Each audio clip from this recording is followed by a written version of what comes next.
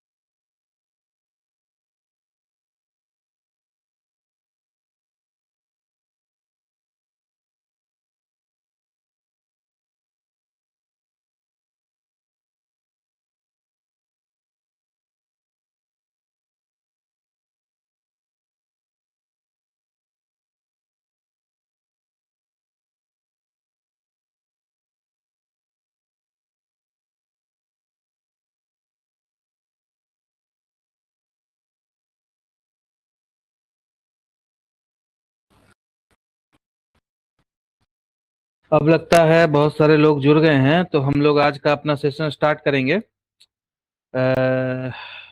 पहले तो good morning सभी को, जो लोग बाद में जुड़े हैं क्लास से। और हम लोग आज का अपना सेशन स्टार्ट करते हैं। तो लास्ट क्लास में हमने पढ़ा था लास्ट क्लास में हमने पढ़ा था, जाना था, और भी जो चीजें हैं लास्ट के कुछ क्लासेस में से हम पढ़ रहे हैं, और हम लगभग लगभग इस टॉपिक की समाप्ति की ओर ही पहुंच चुके हैं, क्योंकि हमने बहुत सारी चीजें कवर कर ली हैं। हमने यह जान लिया है कि सबसे पहले तो हमने यह जाना था कि अ, सबसे पहले हमने यह जाना था कि आपका यह इंटरनेट क्या है, और यह जो वेबसाइट्स चलती हैं वह कैसे वर्क करती हैं, क्या उनका मॉडल है, क्या है, और ये सब चीजें हमने स्टार्टिंग के कुछ क्लासेस में सबसे स्टार्टिंग में जाना था।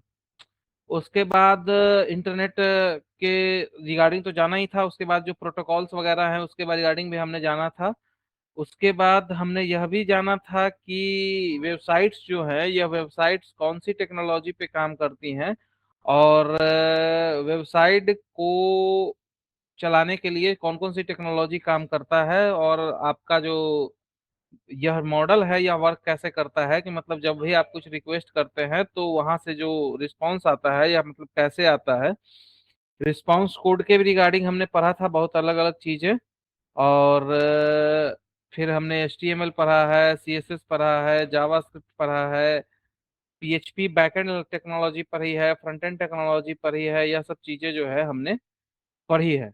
उसके अलावा हमने और भी बहुत सारी चीजें पढ़ी है, जैसे कि हमने उनके अलावा भी और भी चीजें पढ़ी, जैसे डिजाइनिंग पढ़ा, क्योंकि डिजाइनिंग, बिना डिजाइनिंग के कोई भी वेबसाइट बनाया नहीं जा सकता, और जो चीजें हैं यह सब मतलब नहीं की जा सकती, तो हमने डिजाइनिंग भी देखा कि डिजाइनिंग क्या है, कैसे काम करता है, और यह सब भी चीजें देखी। उसके अलावा हमने यह भी देखा था कि डिजाइनिंग में कौन कौन से टूल्स यूज होते हैं, जो सबसे इजी टूल है होता है, दो तीन टूल उसके बारे में हमने जाना था। एक टूल, बहुत सारे चूंकि अलग अलग टूल होते हैं, और सारे टूल्स के, हाँ, जो भी स्टूडेंट जुड़े हुए हैं सबके पास कंपेटेबल हार्डवेयर नहीं है, और जो भी चीजें नहीं है, तो सारे टूल्स यूज करना संभव है नहीं। तो जो सबसे बेस्ट और सुटेबल टूल्स था उसके बारे में हम लोगों ने जाना था, वह था आपका फिग्मा हो गया, आपका कैनवा हो गया, यह सब चीजें हमने डिजाइनिंग के बारे में भी जाना है। और उसके बाद लास्ट के कुछ क्लास में हम यह भी जान रहे हैं कि नो कोड वेबसाइट कैसे बनाते हैं, मतलब बहुत ज्यादा मेहनत ना करके, और इसको कैसे बनाते हैं।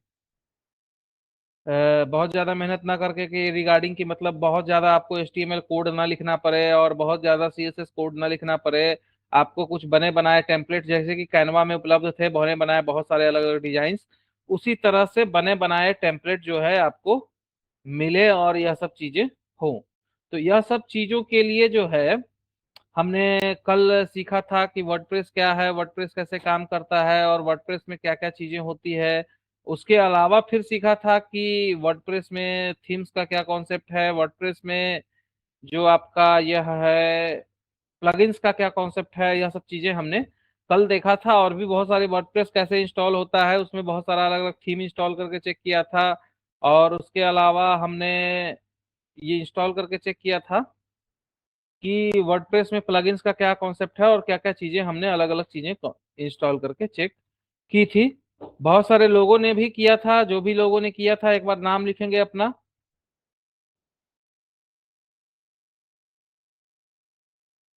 अपना नाम लिखेंगे चैट बॉक्स में कि आप लोगों ने किया था जो वर्डप्रेस इंस्टॉल। और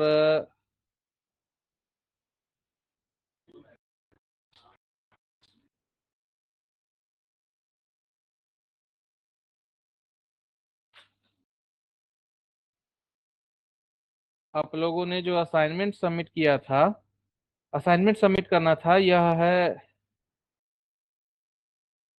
इस फॉर्म के लिंक को कॉपी करके रख ले, इसी में आपका असाइनमेंट सबमिट होता है। बहुत सारे लोगों ने सबमिट मतलब सबमिट इसमें किया है, और बहुत सारे लोगों ने अलग अलग सबमिट भी किया था, बहुत सारे अलग अलग रिस्पॉन्स आए हैं इसके अंदर। तो बहुत सारे अलग अलग रिस्पॉन्स आए हैं, और अलग अलग चीजें भी आई है, और बहुत सारे इस तरह के रिस्पॉन्स हैं। तो मैं देख लेता हूँ कि लेटेस्ट कोई रिस्पॉन्स आया है, तो फिर मैं देखता हूँ उसको। 16 जून का भी कुछ रिस्पॉन्स आया है। अ,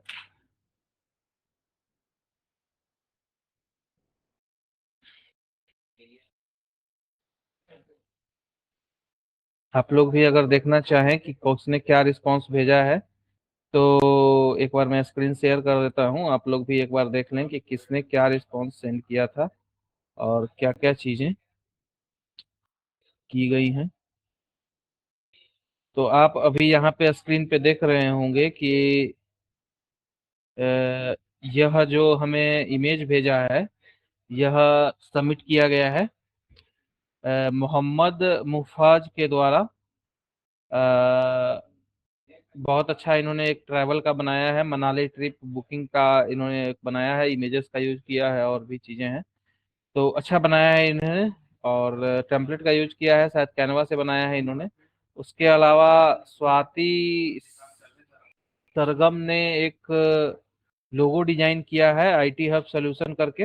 अच्छा लग रहा है लोगो, बहुत इन्होंने वो किया है, अपना लगाया है क्रिएटिविटी, और इसको प्रॉपरली डिजाइन किया है और अच्छा लग रहा है। आईटी हब सोल्यूशन का लोगो इन्होंने बनाया है। उसके अलावा सर्टिफिकेट पे चलेंगे तो इन्होंने एक प्रॉपर सर्टिफिकेट बनाया है रोशनी प्रवीण जी ने, ये भी अच्छा लग रहा है। और अच्छा बनाया है इन्होंने, प्रॉपर एक इंटर्नशिप का सर्टिफिकेट डिजाइन किया है। कैनवा से किया है या फिर फिग्मा से किया है, जैसे भी किया है प्रॉपर है और बढ़िया डिजाइन किया गया है। फिर एक रिस्पांस है रोशनी प्रवीण का, इन्होंने एक ये भेजा है, क्या बोलते हैं, W3 स्कूल का स्क्रीनशॉट है, जिसके अंदर ये मतलब HTML का कुछ कुछ टेम्पलेट ये रेंडर कर रहे हैं। फिर वर्डप्रेस का इन्होंने एक बनाया है, और वर्डप्रेस का अच्छा लग रहा है जिन्होंने भी बनाया है, कि वर्डप्रेस का स्टूडेंट वेबसाइट बनाया है इन्होंने।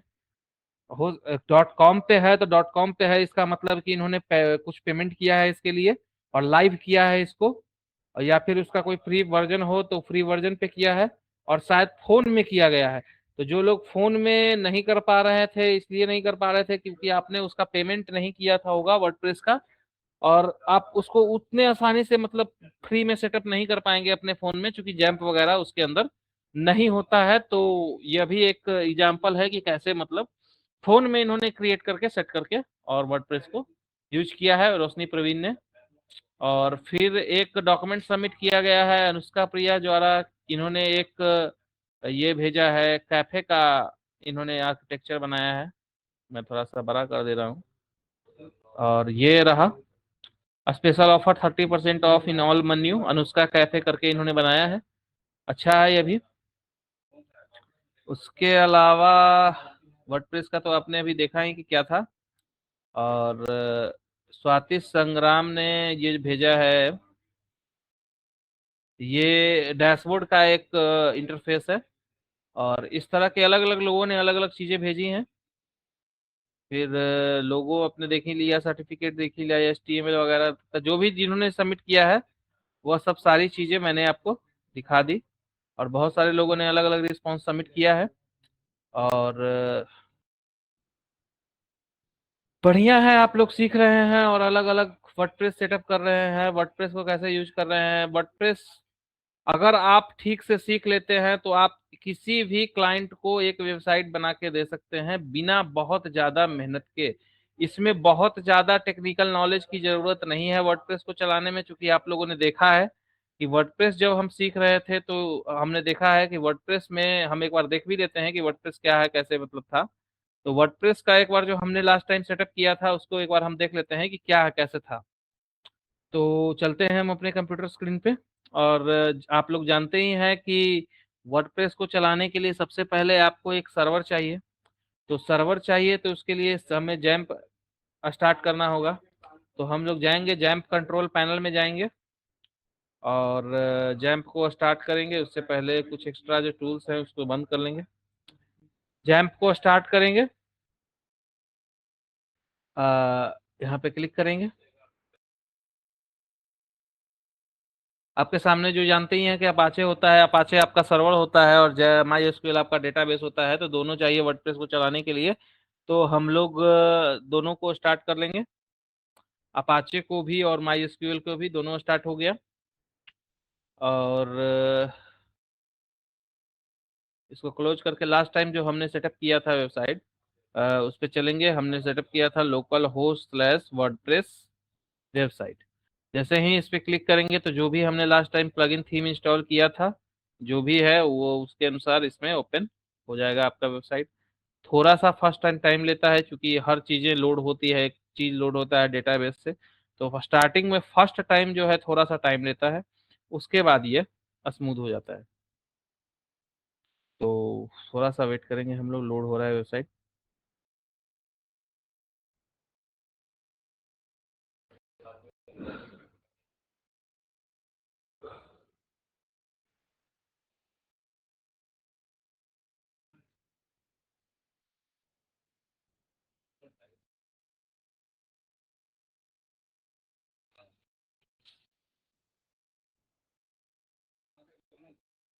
आपके सामने दिख रहा है कि वर्डप्रेस के लर्स में जो हमने सेटअप किया था, जो थीम सेटअप किए थे और जो भी चीजें सेटअप की थी, वह आपके सामने एक वेबसाइट आया है, और जो थीम भी नीचे दिख रहा है कि WordPress theme by creative themes. और इस तरह का इसको आपको दिख रहा है। और हमने दो, एक पेज बनाया था, एक सैंपल पेज बनाया था, एक होम बनाया था।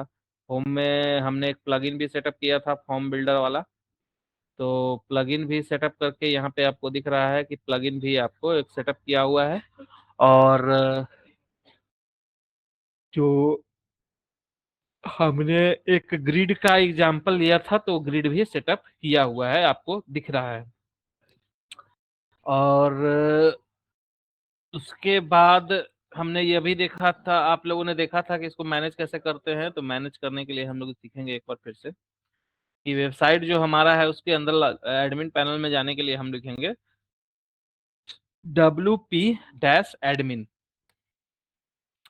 WP-admin जब हम लिखेंगे तो लोड होके, और आपका जो एडमिनिस्ट्रेशन पैनल है इस वेबसाइट का, जहां से कि आप इसका हर चीज बदल सकते हैं, लोगो बदलना हो या कुछ भी चीजें बदलना हो इसका।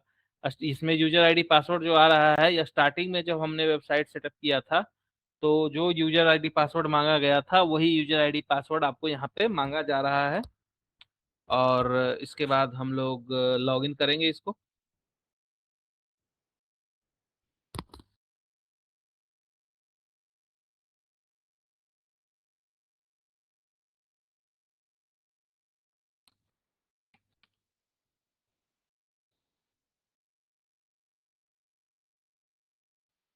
जैसे ही हम वर्डप्रेस के एडमिनिस्ट्रेशन पैनल में लॉगिन करते हैं, तो आप लोगों ने कल भी देखा था कि इसके अंदर क्या क्या ऑप्शंस होते हैं। मैं फिर से एक बार रिपीट कर देता हूँ, रिवाइज भी हो जाएगा। तो सबसे पहले आपको यहाँ टॉप पे होम पेज होता है, जहाँ से विजिट साइट का ऑप्शन होता है, आप साइट पे डायरेक्टली जा सकते हैं। और आप लोग जानते हैं कि जैसे ही वर्डप्रेस में लॉगिन होते हैं, तो एक टॉप पे अब बार आता है वर्डप्रेस एडमिन वाला, जहाँ से कि आपको कुछ भी अगर डायरेक्टली इस पेज को एडिट करना है, तो आप डायरेक्ट यहाँ से एडिट करके इस पेज को एडिट कर सकते हैं। यह भी ऑप्शन यहाँ पे होता है। और यह यह एक वर्डप्रेस का बार है टॉप पे, जिसके अंदर सर्च होता है। और प्लस न्यू का होता है, new post, new media, new page, new user, new WP forms, जो भी चीजें हैं ये सब आप कर सकते हैं। योस्ट एसईओ करके हमने एक वो डाला था प्लगइन, उसका एसईओ वाला ये है। और यहाँ पे आपका वो ऑप्शन होता है कि आप प्रोफाइल अगर चेंज करना चाहें तो चेंज कर सकते हैं। लॉग आउट का ऑप्शन भी यहीं पे होता है। अगर हम लॉग आउट पे क्लिक करूं, लॉग आउट पे क्लिक करूं, तो यह लॉग आउट हो जाएगा। और अगर लॉगिन पे क्लिक करूं फिर से, तो आप लोग जो नॉर्मल बिहेवियर है किसी भी वेबसाइट का, उसी तरह से ये लॉगिन भी हो जाएगा, अपने डैशबोर्ड में चला जाएगा। अब ये तो हुआ कि टॉप बार में क्या क्या ऑप्शंस आते हैं इसके। उसके बाद जो है, आप एक साइड बार देख रहे हैं आपके लेफ्ट साइड में, जिसके अंदर अलग अलग ऑप्शंस हैं, अलग अलग जो हमने सेटिंग्स इंस्टॉल किए हैं, और जो अलग अलग ऑप्शंस आते हैं वर्डप्रेस प्लगइन के। कल हम लोगों ने इसके बारे में देखा भी था, कौन सा ऑप्शन क्या करता है, और यह सब चीजें हमने देखी थी। तो जनरली वर्डप्रेस जो है, यह आपका ब्लॉग साइट पे ट्यून होता है। आप इसको वेबसाइट अगर बनाना चाहें, तो आप वेबसाइट भी बना सकते हैं। जनरली यह बाय डिफॉल्ट ब्लॉग के उस पे ट्यून होता है। तो यह सब जो चीजें हैं, यह मतलब बाय डिफॉल्ट सेटिंग आप समझे वर्डप्रेस की।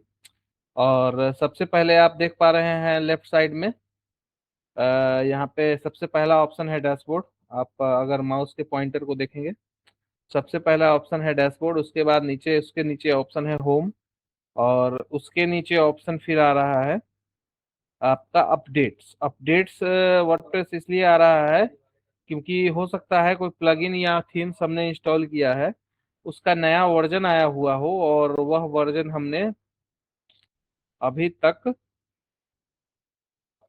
जो है वह क्या बोलते हैं, वह वर्जन हमने अभी तक मतलब अपडेट नहीं किया है। आप यहाँ पे अपडेट पे जब मैं चलूंगा तो आप लोग जानते ही हैं, कल भी हमने देखा था कि क्या होता है। तो मैं अपडेट पे जब चलूंगा तो यहाँ पे ये री इंस्टॉल वर्जन अपडेट प्लगइन वगैरह सारा ऑप्शन यहाँ पे दिखता है, और दो दो आपके वो है।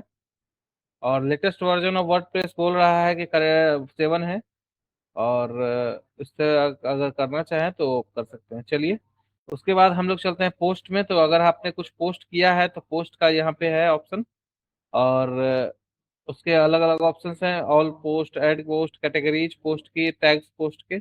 तो यह मतलब अब जब कोई ब्लॉगिंग का वेबसाइट बनाता है, जैसे मान लिया कि कोई इस तरह का वेबसाइट है, जैसे आपने देखा भी था एग्जाम्पल में, कि मतलब कुछ कंटेंट लिखता है।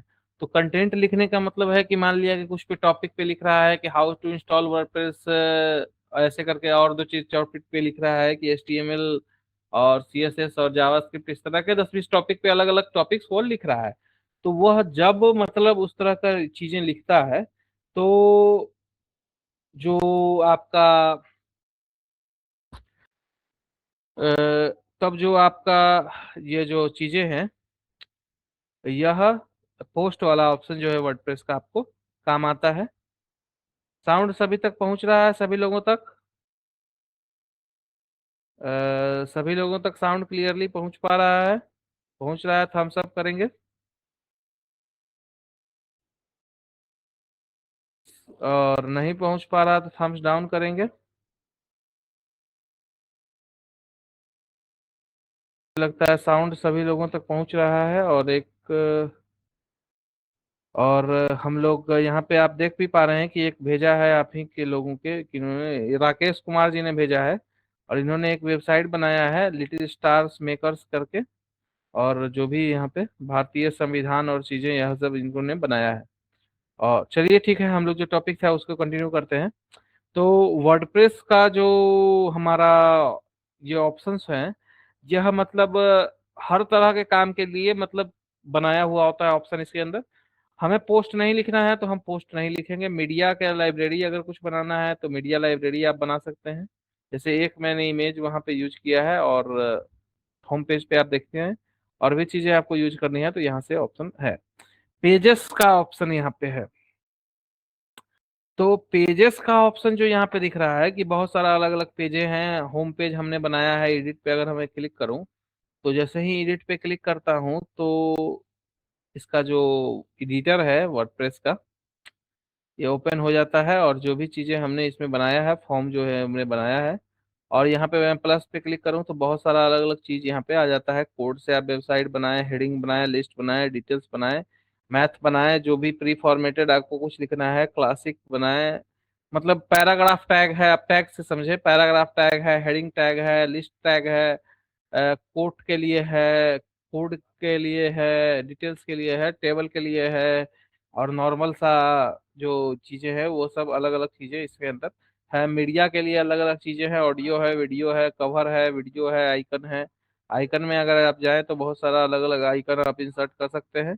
और यह सब HTML के कुछ बने बनाए कंपोनेंट्स हैं। बटन्स हो गया, कॉलम्स हो गया, ग्रुप हो गया, रो हो गया, स्टैक हो गया, ग्रिड हो गया, उसके बाद पेज ब्रेक हो गया, सेपरेटर हो गया, स्पेसर हो गया, सेपरेटर मतलब HR आपका, और एक्रोडिन हो गया, अकॉर्डियन, अकॉर्डियन बोलते हैं इसको, उसके अलावा और भी चीजें जो आपका वर्ड WP प्रेस फॉर्म हो गया, सोशल आइकन्स जोड़ने हैं तो वो है। और यह सब चीजें जो भी इसमें ऑप्शन है, हमने देखा ही था कि बहुत सारे अलग अलग ऑप्शन होते हैं। और यहाँ पे हम इसको करते हैं। और ये बहुत सारे अलग अलग, और भी बहुत सारे अलग अलग चीजों के लिए अलग अलग ऑप्शन होते हैं। यूट्यूब का है और स्पॉटिफाई का है और बहुत सारे अलग अलग चीजों के हैं। और सेव करना हो तो हम सेव यहाँ पे इसको करके, और इसको हमने देखा भी था कि इसको यूज करते हैं। यह पेजेस वाला ऑप्शन है, कमेंट्स वाला वही ब्लॉग का, जो अगर कोई कमेंट करता है वहां पे आपके पोस्ट पे तो वो यहाँ पे। WP फॉर्म्स का हमने देखा था कि यह एक प्लगइन है, प्लगइन हमने इंस्टॉल किया था, और इसके रिगार्डिंग जो सेटिंग्स है फॉर्म्स के रिगार्डिंग वो यहाँ पे आ रहा है। अगर आपको नया फॉर्म बनाना है तो ऐड न्यू फॉर्म पे क्लिक करेंगे। और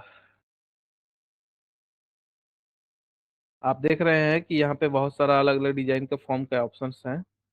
अगर आपको जो भी बनाना है आप बना सकते हैं, और साथ में ही कस्टम बनाने का भी है। 2169 टेम्पलेट तो इसके अंदर इनबिल्ट दिया हुआ है। और फॉर्म का नाम लेके यहाँ पे ब्लैंक फॉर्म भी आप क्लिक करके, और ब्लैंक फॉर्म भी आप बना सकते हैं। अगर आपको मतलब यूज हो कि नहीं हमें ब्लैंक ही बनाना है तो ब्लैंक फॉर्म भी आप बना सकते हैं, कहीं कोई समस्या नहीं है। और दिख रहे हैं कि कुछ पेमेंट गेटवे का भी ऑप्शन यहाँ पे आपको दिया हुआ है। स्ट्राइप का है, पेपल का है, स्क्वायर का है। और जिनका नहीं दिया हुआ है तो उनका प्लगइन आपको अलग से इंस्टॉल करके आप इसको कर सकते हैं। और पेमेंट लेने के लिए आपको अलग अलग चीजें बहुत सारी अलग अलग मिलती है। तो और हो सकता है कि कुछ इसके पेड वर्जन में भी हो, तो पेड वर्जन में जो चीजें हैं वह आपको अभी नहीं दिखेगा। पेड वर्जन का चीज पेड वर्जन में दिखेगा। अपीयरेंस में आप जानते ही हैं कि थीम्स का ऑप्शन होता है। थीम्स में अलग अलग थीम्स होते हैं बहुत सारे। जैसे हमने अभी यह एक थीम लगा रखा है, ब्लॉग हमने अभी लगा रखा है, लगा रखा है अभी। करंटली हम यूज कर रहे हैं ब्लॉक स्काई। तो हमारा वेबसाइट का लुक ऐसा है। अगर हम थीम बदल दें और यहाँ पे अस्त्र कर दें और इसको एक्टिवेट कर दें, तो हमारे वेबसाइट का जो है फॉन्ट डिजाइन इंटरफेस और भी जो चीजें हैं वह चेंज हो जाएगा। जैसे आप अभी अस्त्र को मैंने एक्टिव कर दिया, और यहाँ पे जैसे ही रिफ्रेश करेंगे तो आप देख रहे हैं कि लेआउट थोड़ा सा बदला है। और जो यहाँ पे जो आपका वो आ रहा था साइड बार, अब यहाँ पे टॉप पे आ गया है। वर्क अभी भी वैसा ही करेगा जैसे पहले कर रहा था, पर लेआउट और इंटरफेस यहाँ पे नीचे जो यहाँ पे कॉर्नर में आ रहा था या सेंटर में आ गया है। और एक साथ में इस थीम में बैक टू टॉप वाला बटन भी ऐड हो गया है। तो यह भी इसके अंदर अलग अलग थीम्स के अंदर होता है।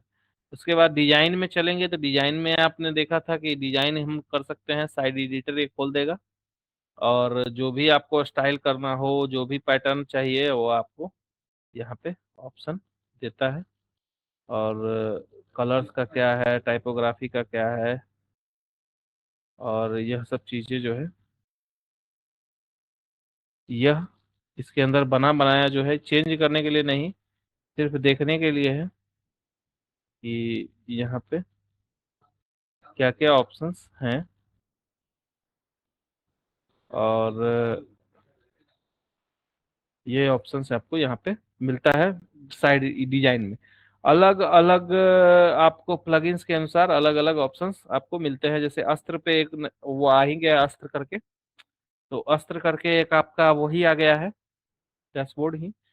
चूंकि प्लगइन हमने बदल दिया है तो थोड़ा सा इंटरफेस भी हमारा बदल गया है। और साइड आइडेंटिटी कस्टमाइज करना है तो यहाँ पे कस्टमाइज पे क्लिक करेंगे। अब कल हमने यह भी देखा था कि जब भी हम अलग अलग प्लगइन्स इंस्टॉल करते हैं तो उसके रिगार्डिंग सेटिंग बदल जाती है।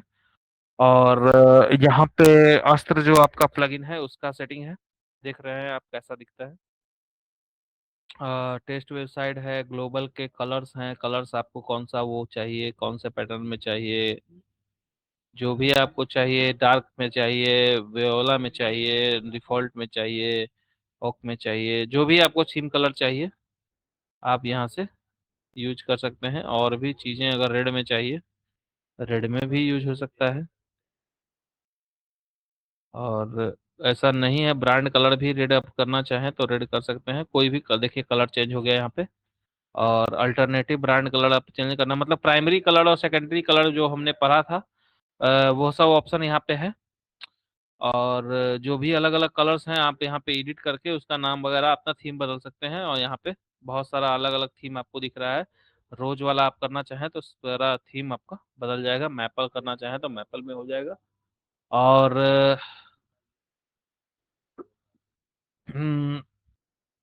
ग्रीन में करना चाहें तो ग्रीन में, मतलब थीम का अलग अलग इंटरफेस चेंज हो रहा है। मतलब आप मतलब ये कस्टमाइज कर सकते हैं। लिंक का कलर ये आपको यहाँ पे दिख रहा है कि लिंक का कलर कौन सा रखना है, हेडिंग का कौन सा रखना है, बॉडी का कौन सा रखना है, मतलब जबरदस्त कस्टमाइजेशन लेवल है।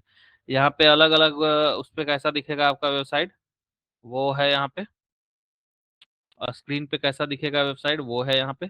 इस ये सब चीजें जब आप करें खुद से, अगर खुद से इतना चीज का कस्टमाइज करने का ऑप्शन दें तो आपको बहुत ज्यादा मतलब ज्यादा टाइम लगेगा और बहुत ज्यादा मतलब समस्या आएगी इस चीजों इन चीजों को करने में। तो यह सब चीजें जो है आपका यहाँ पे आप देख ही पा रहे हैं कि ऑप्शन है। कंटेनर लेआउट है, आप एडजस्ट कर सकते हैं, ऐसा करना है या फिर ऐसा इंटरफेस करना है, फुल स्क्रीन में एकदम रखना है या फिर थोड़ा सा साइड से स्पेस छोड़ना है, और बॉक्स रखना है, बॉक्स रखना है, साइज क्या रखना है, यह सब चीजें यहाँ पे है। और बटन्स का भी है, बटन का कौन सा आपको रखना है, राउंडेड बटन रखना है, कौन सा रखना है, टेक्स्ट का कलर कौन सा रखना है। अगर आपने बटन बनाया है तो उसका यहाँ पे सेटिंग दिया हुआ है। तो आपने देखा ही कि अलग अलग चीजें थी इसमें, अस्त्र के आपके इसमें फुटर का है, हेडर का है। हेडर बिल्डर में अगर आप चलें कस्टमाइज करें इसको तो हेडर बिल्डर आपका अलग से है। और हेडर बिल्डर का यहाँ पे खुल गया है। और यहाँ पे साइड टाइटल है, लोगो है, यहाँ पे प्राइमरी मेन्यू है। प्राइमरी मेन्यू आपको नहीं चाहिए, मान लिया कि आपको चाहिए ऑफ कैनवास मेन्यू, लोगो चाहिए और भी चीजें प्रीसेट जो इसके अंदर अवेलेबल है इस थीम के अंदर, वह सब चीजें आपको यहाँ पे जैसा डिजाइन आपको चाहिए, आपको ऐसा चाहिए तो ऐसा डिजाइन आपको मिलेगा। सोशल मीडिया आइकन वाला आपको चाहिए, ये बटन वाला चाहिए, बटन वाला मिलेगा। इस तरह का लिंक वाला चाहिए तो इस तरह का मिलेगा। सोशल मीडिया आइकन्स वाला चाहिए तो सोशल मीडिया आइकन्स वाला मिलेगा। मतलब जो अलग अलग टाइप के आपको यहाँ पे जो भी अवेलेबल है फीचर, वो उसको यहाँ पे ट्रांसपेरेंट करना है या फिर जो भी चीज़ें हैं यहाँ पे डिजाइन वगैरह आपको करना है, वो सब सारा ऑप्शन यहाँ पे दिया हुआ है। आप कर सकते थे इसको कल भी। तो अलग अलग चीज़ें यहाँ पे साइट बिल्डर भी यहाँ पे आपको ऑप्शन में दे रहा है। साइट बिल्डर में हेडर है, फुटर है, यह मतलब थोड़ा सा प्रीमियम फीचर है। तो हो सकता है कि अभी यह न दिखे आपको, न चले वो। तो जो प्रीमियम फीचर्स थे इसके, जो प्रीमियम फीचर्स हैं वो थोड़ा सा वो है।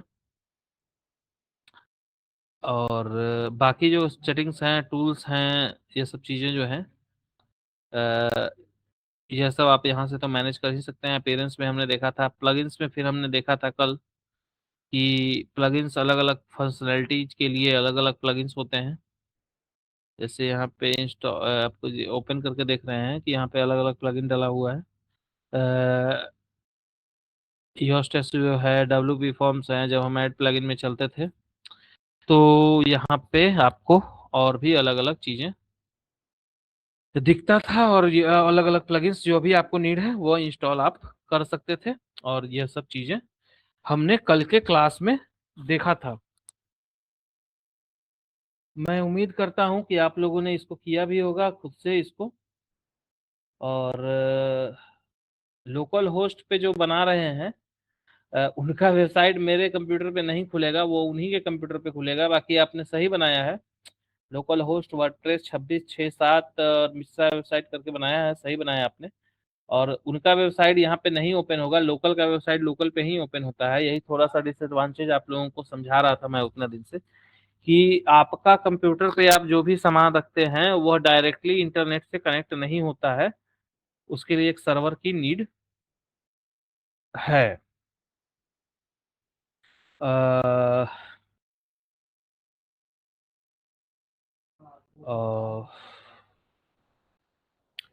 जिन लोगों को शिकायत मतलब मैसेज कर रहे हैं कि कुछ सर समझ में नहीं आ रहा है, आप लोगों ने हो सकता है कोई क्लास मिस किया हो, तो आप स्टार्टिंग से कॉन्सेप्ट नहीं जान रहे हैं, तो आपको समझ में नहीं आ रहा होगा।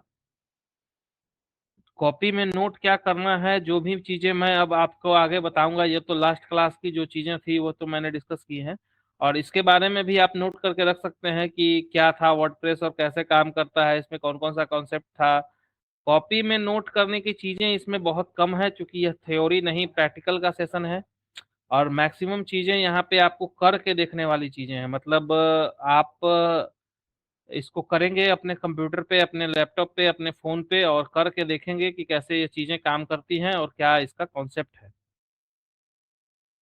और नहीं, वर्डप्रेस में आपको कोडिंग नहीं करना पड़ता है। वर्डप्रेस में अगर आपको कस्टमाइजेशन करना है तो कोडिंग करना होता है। अगर कस्टमाइजेशन नहीं करना है तो कोडिंग नहीं करना होता है। अगर आपका थीम से काम चल जाता है तो आप यह इसको कर सकते हैं। और जिनका अगर कुछ भी डिजाइन बना है वर्डप्रेस पे, तो बस एक स्क्रीनशॉट लेके आप अपडेट कर सकते हैं। जो फॉर्म्स का लिंक मैंने आपको दिया था सुबह, उसमें डाल सकते हैं। और आपका मतलब अगर कोई होम पेज का भी स्क्रीनशॉट पहुंच जाता है, तो आप मैं समझ जाऊंगा कि वो इंस्टॉल हो गया है। और वर्डप्रेस में ऐसा नहीं है कि आपका होम पेज बना मतलब बाकी पेजेस भी बनेंगे ही। वर्डप्रेस में मतलब इनबिल्ट सारी चीजें होती है। तो अब हम आज के क्लास में सीखेंगे क्या, कि आज की क्लास में हम जो अभी तक सीखा उसका जो मतलब अब हमने बहुत सारी चीजें सीखी। वेबसाइट बनाना सीख लिया, वेबसाइट का क्या है, बैकएंड सीख लिया, फ्रंट एंड सीख लिया, और वर्डप्रेस भी सीख लिया हमने लास्ट के कुछ क्लासेस में। अब हम सीखेंगे कि यह सब एसईओ भी हमने कल के क्लास में देखा था। एसईओ का क्या था, आपको स्टार्टिंग से फिर से बता दूं कि एसईओ का मतलब होता है कि आप अपनी वेबसाइट को सर्च इंजन में टॉप पे रैंक कैसे करेंगे। तो इसके लिए जो चीजें हैं कि आप अपने वेबसाइट का ऑप्टिमाइज करें, इसका मतलब ऐसा ऑप्टिमाइजेशन करें कि मतलब साइट बहुत अच्छे से लोड हो, जल्दी लोड हो, और फालतू की चीजें, एक्स्ट्रा चीजें हटा दें। और HTML5 का स्टैंडर्ड यूज करें, साइट पे HTTPS होना चाहिए। और इसके अलावा जो हमने कल देखा था कि मेटा टैग्स होते हैं, मेटा टैग का होता है, मेटा डिस्क्रिप्शन होता है, मेटा टाइटल होता है, मेटा आपका मतलब कीवर्ड्स होते हैं। तो जो भी आपके साइट का जो मतलब मिलता जुलता कीवर्ड है, आप उसको भी उसमें ऐड करें। मिलता जुलता कीवर्ड का कहने का मतलब कि जिस रिगार्डिंग आपका वेबसाइट बना हुआ है और गूगल पे सर्च किया जा रहा है, मान लिया कि आपका वेबसाइट है कि वर्डप्रेस इंस्टॉल कैसे करें हिंदी में, तो वर्डप्रेस इंस्टॉल कैसे करें हिंदी में, तो इसमें कीवर्ड क्या क्या हुआ, वर्डप्रेस हुआ, इंस्टॉल हुआ, और हिंदी हुआ।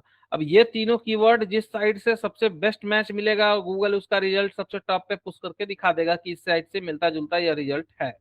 और दूसरा तीसरा चीज था कि आपका साइट को गूगल अच्छे से रीड कर पाए।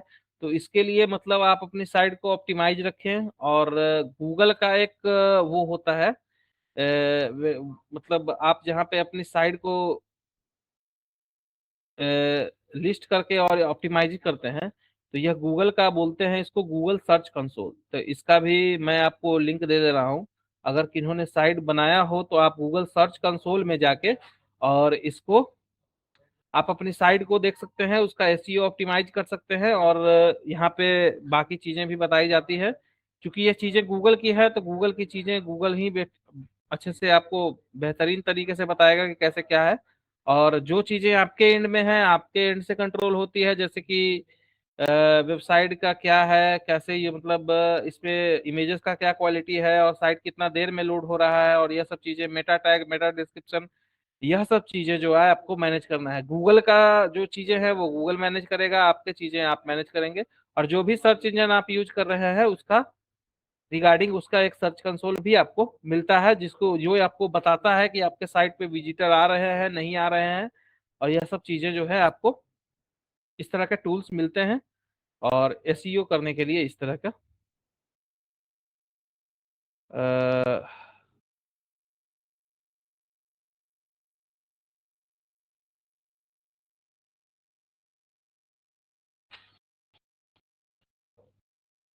वह सब चीजें जो है भी आप कर सकते हैं।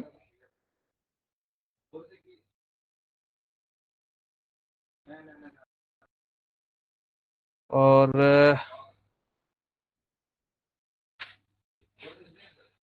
अ,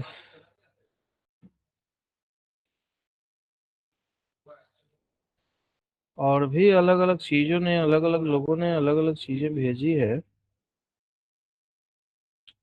उसके बारे में हम लोग लास्ट में देखेंगे। चलिए आज का क्लास हम लोग स्टार्ट करते हैं। आज के क्लास में है आपका टॉपिक वेबसाइट के सिक्योरिटी से रिलेटेड, कि वेबसाइट के सिक्योरिटी में क्या क्या चीजें आती हैं, और हम लोग उसका सिक्योरिटी कैसे मेंटेन करते हैं, और यह सब चीजें जो है हम लोग आज देखते हैं।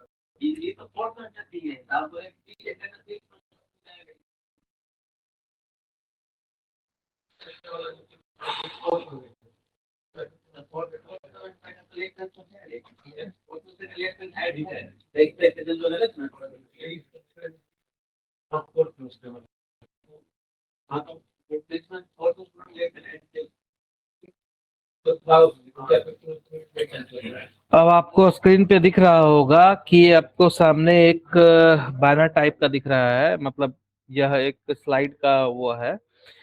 इसमें आपको सबसे पहला ये दिख रहा है defensive architecture cyber security fundamental and ethical hacking principle. तो जब भी आप कोई साइट बनाते हैं तो आप मतलब ऐसा भी होता है कि इंटरनेट पे सही कंटेंट के अलावा बहुत सारे ऐसे मतलब लोग भी मौजूद हैं, बहुत सारे ऐसे बॉट्स भी मौजूद हैं जो कि आपके वेबसाइट को डैमेज करके और उसका डेटा चोरी करने का प्रयास करते हैं, और इस तरह की चीजें वो करते हैं। तो इन सब के प्रोटेक्शन के लिए अलग अलग सिक्योरिटी मेजर्स लिए जाते हैं और अलग अलग चीजें की जाती हैं। तो यह क्या है और कैसे काम करता है, और इथिकल हैकिंग का क्या वह कॉन्सेप्ट है। इथिकल हैकिंग कहने का मतलब है कि जो कॉन्सेप्ट्स हैकर्स यूज करते हैं आपके वेबसाइट को डैमेज करने में, आप उस कॉन्सेप्ट को पहले से ही जानें कि यह कॉन्सेप्ट से हमारा वेबसाइट डैमेज हो सकता है। तो आप उस का मतलब जो उसका मतलब उपाय है, सुरक्षा का जो प्रोटेक्शन का जो जो भी उपाय है, वो आप लोग पहले से ही करके रखें कि आपके वेबसाइट पे वो चीजें ना हो। मतलब जैसे कि हम अगर कोई कार ड्राइव करते हैं या फिर मोटरसाइकिल ड्राइव करते हैं तो उसके सुरक्षा के लिए जो उपाय दिए हुए होते हैं कि आप लोग सीट बेल्ट पहन के चले, या फिर मोटरसाइकिल अगर ड्राइव कर रहे हैं तो हेलमेट पहन के चलें, इससे आपका सुरक्षा रहेगा। उसी तरह जो वेबसाइट्स हैं, जो वेबसाइट के रिगार्डिंग आप लोगों ने सीखा है, उसके रिगार्डिंग भी कुछ साइबर सिक्योरिटी के मतलब रूल्स हैं, रेगुलेशन है, जिसको कि फॉलो करना होता है ताकि आपका वेबसाइट सुरक्षित रहे और अच्छे से काम करे। और यदि कोई सेंसिटिव डेटा आपका वेबसाइट हैंडल करता है, जैसे पेमेंट्स हैंडल करता है और इस तरह की चीजें हैंडल करता है, तो वह अच्छे से हैंडल हो। और यदि कोई यूजर उस वेबसाइट को यूज कर रहा है जो भी यूज कर रहा है, तो वह भी छोटा मोटा चीजें जाने कि साइबर सिक्योरिटी के क्या मतलब चीजें हैं, और क्या क्या फॉलो करने पे हमारा जो है डेटा लॉस नहीं होगा, हमारा डेटा मतलब लीक नहीं होगा, हम हैक नहीं होंगे। क्योंकि आजकल जान रहे हैं कि छोटे छोटे चीजों पे भी आपका अकाउंट मतलब हैक हो जाता है, आपकी चीजें आपका डेटा मतलब समझे कि आप मतलब अपना कार्ड डिटेल्स डालते हैं, वो कार्ड डिटेल्स चोरी हो जाता है, आपके साथ फ्रॉड हो सकता है। तो इन सब चीजों से, छोटे मोटे चीजों से आप बचने के लिए अलग अलग साइबर सिक्योरिटी डिफेंस प्रैक्टिस किए जाते हैं। तो सबसे पहले आप जानें कि साइबर सिक्योरिटी का क्या कॉन्सेप्ट है। साइबर सिक्योरिटी का कॉन्सेप्ट है कि हमने बहुत सारा कॉम्प्लेक्स वेब इकोसिस्टम तो बना लिया, बहुत सारे वेबसाइट्स बना लिए, बहुत सारा सर्वर बना लिया, बहुत सारे बैकएंड में उसमें कोड लिख दिया कि यूजर लॉगिन करेगा, बहुत सारे उसमें अलग अलग फंक्शनैलिटी डाल दी, यूजर लॉगिन करेगा और वहां पे अलग अलग चीज करेगा, पेमेंट करेगा और बहुत सारे अलग अलग चीज करेगा, पेमेंट करेगा, ऑनलाइन अपना सोशल मीडिया चलाएगा, वीडियोस देखेगा यूट्यूब पे, और बहुत सारे अलग अलग वेबसाइट पे अलग अलग चीजें होती है, तो ये सब करेगा।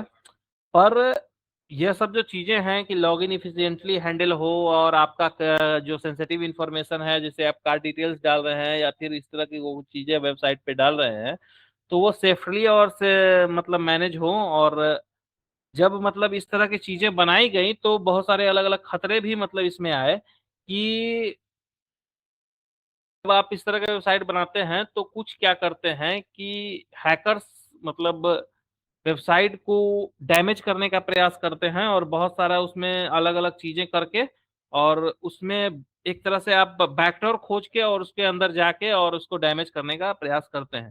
तो साइबर सिक्योरिटी जो फील्ड है, इसका कहना है कि अगर वो हैकर खोज सकता है हमारे वेबसाइट में जो कमियां हैं, और उन कमियों की वजह से मतलब उसके अंदर जाके और जिसकी डैमेज कर सकता है, जैसे कि मान के चलें कि आप घर का एग्जाम्पल है, तो आप छोटी छोटी कमियों को भी पकड़ सकते हैं। जैसे कि मान लिया कि आपने घर एक ऐसे इलाके में बनाया है और उसमें ऐसा जगह छोड़ा हुआ है जहां से कि कोई भी उस घर के अंदर जा सकता है, कुछ सामान चुरा के और भाग सकता है।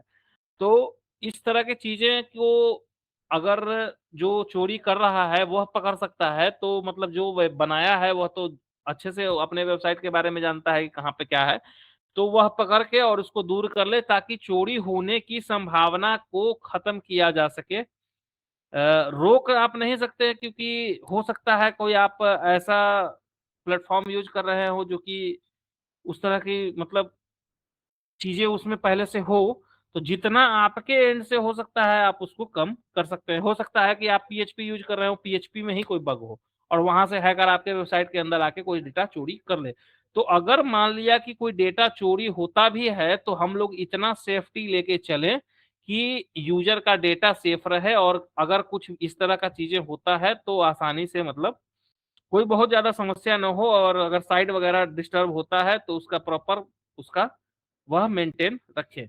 तो जो अटैकर है जो कि अटैक कर रहा है, और जो वेबसाइट के सिक्योरिटी इंजीनियर्स हैं जो कि इसको मैनेज कर रहे हैं, उन दोनों के जो सिक्योरिटी इंजीनियर्स वाले जो फील्ड है उसको बोलते हैं साइबर सिक्योरिटी। और यह साइबर सिक्योरिटी को मैनेज करने का वह चीजें हैं। चूंकि अलग अलग अटैक्स होते हैं, आपके नेटवर्क पे अटैक हो गया, आपके सर्वर पे अटैक हो सकता है, और बहुत सारे अलग अलग चीजें हो सकता है यूजर की गलती है कि यूजर ने पासवर्ड डाला है 1234567 8, और कोई भी अटैकर आया उसका यूजर लॉगिन करके और डायरेक्ट सिस्टम में चला गया, उसके मतलब अकाउंट से कुछ कुछ ऐसी एक्टिविटी हुई जो कि मतलब आप समझे कि इलीगल एक्टिविटी है, और इस तरह की चीजें हुई। तो यह सब चीजों से बचने के लिए साइबर सिक्योरिटी जो एक्सपर्ट्स हैं अलग अलग चीजें मतलब रखते हैं अपने वेबसाइट के मतलब डेवलपर्स को बताते हैं कि आप लोग इसको प्रोटोकॉल फॉलो करें, और फॉलो करके ही मतलब कोई भी वेबसाइट बनाएं। तो इसके जो स्टैंडर्ड्स हैं वो आपके सामने स्क्रीन पे हैं अभी, कि सबसे पहले जो पहला स्टैंडर्ड है वह है कि जो यूजर ने अपना डेटा सबमिट किया है, मतलब जो भी पासवर्ड्स हैं, यूजर नेम है, और जो भी उसका पर्सनल इंफॉर्मेशन है और जो भी चीजें हैं, यह सिर्फ और सिर्फ वही यूजर देख पाए, दूसरा कोई भी यूजर उसको नहीं देख पाए। मतलब सिर्फ और सिर्फ आपका डेटा एकदम प्रॉपरली कॉन्फिडेंशियल रहे, इतना तक कॉन्फिडेंशियल रहे कि मतलब जो उसके ओनर हैं वेबसाइट के वो भी ना देख पाए। तो वह भी चीजें आजकल फॉलो की जा रही है। अपने व्हाट्सएप में देखा है कि इंड टू इंड इंक्रिप्शन होता है, मतलब जो आप मैसेज भेज रहे हैं और जो वहां पे पहुंच रहा है वह properly end to end encrypted होता है। आपका जो मैसेज है वहां पे बीच में जो सर्वर पे अगर स्टोर भी हो रहा है तो कोई भी उसको नहीं देख पाएगा और उसको रीड नहीं कर पाएगा। तो एक रूल यह कहता है कि यूजर का डेटा वो जो है वह कॉन्फिडेंशियल होना चाहिए, और सिर्फ ऑथराइज यूजर जिसके पास उस डेटा को देखने की परमिशन है, सिर्फ और सिर्फ वही देख पाएगा, दूसरा कोई उसको नहीं देख सकता है। और जैसे कि मान लिया कि आप कोई वेबसाइट पे अपना इस तरह का चीजें रख रहे हैं, facebook.com पे अपना इंफॉर्मेशन डाल रहे हैं, तो अगर आप facebook.com पे आपका लॉगिन है तो वह आप ही देख पाएंगे। यदि आपने ऑथराइज किसी को नहीं किया है तो वह दूसरा आपका इंफॉर्मेशन नहीं देख पाएगा। इंटीग्रिटी मतलब ऐसा नहीं हो कि यहाँ से आपने डेटा डाला अपने कंप्यूटर से कुछ और रास्ते में डेटा गया और वहां से हैकर ने अटैकर ने नेटवर्क में ही बदल के उस डेटा को कर दिया कुछ और वहां मैसेज सर्वर तक पहुंचा कुछ। यहाँ से आप डाल रहे हैं कि 100 रुपया का पेमेंट करना है, अटैकर ने कहा कि नहीं 1 रुपया का करना है और वहां फिर सर्वर पे 1 रुपया पेमेंट गया और इस तरह के मतलब आपका डेटा टेम्परिंग ना हो, तो इसके लिए भी मतलब इंटीग्रिटी डेटा की बनाए रखना है और कॉन्फिडेंशियलिटी भी बनाए रखना है। कॉन्फिडेंशियलिटी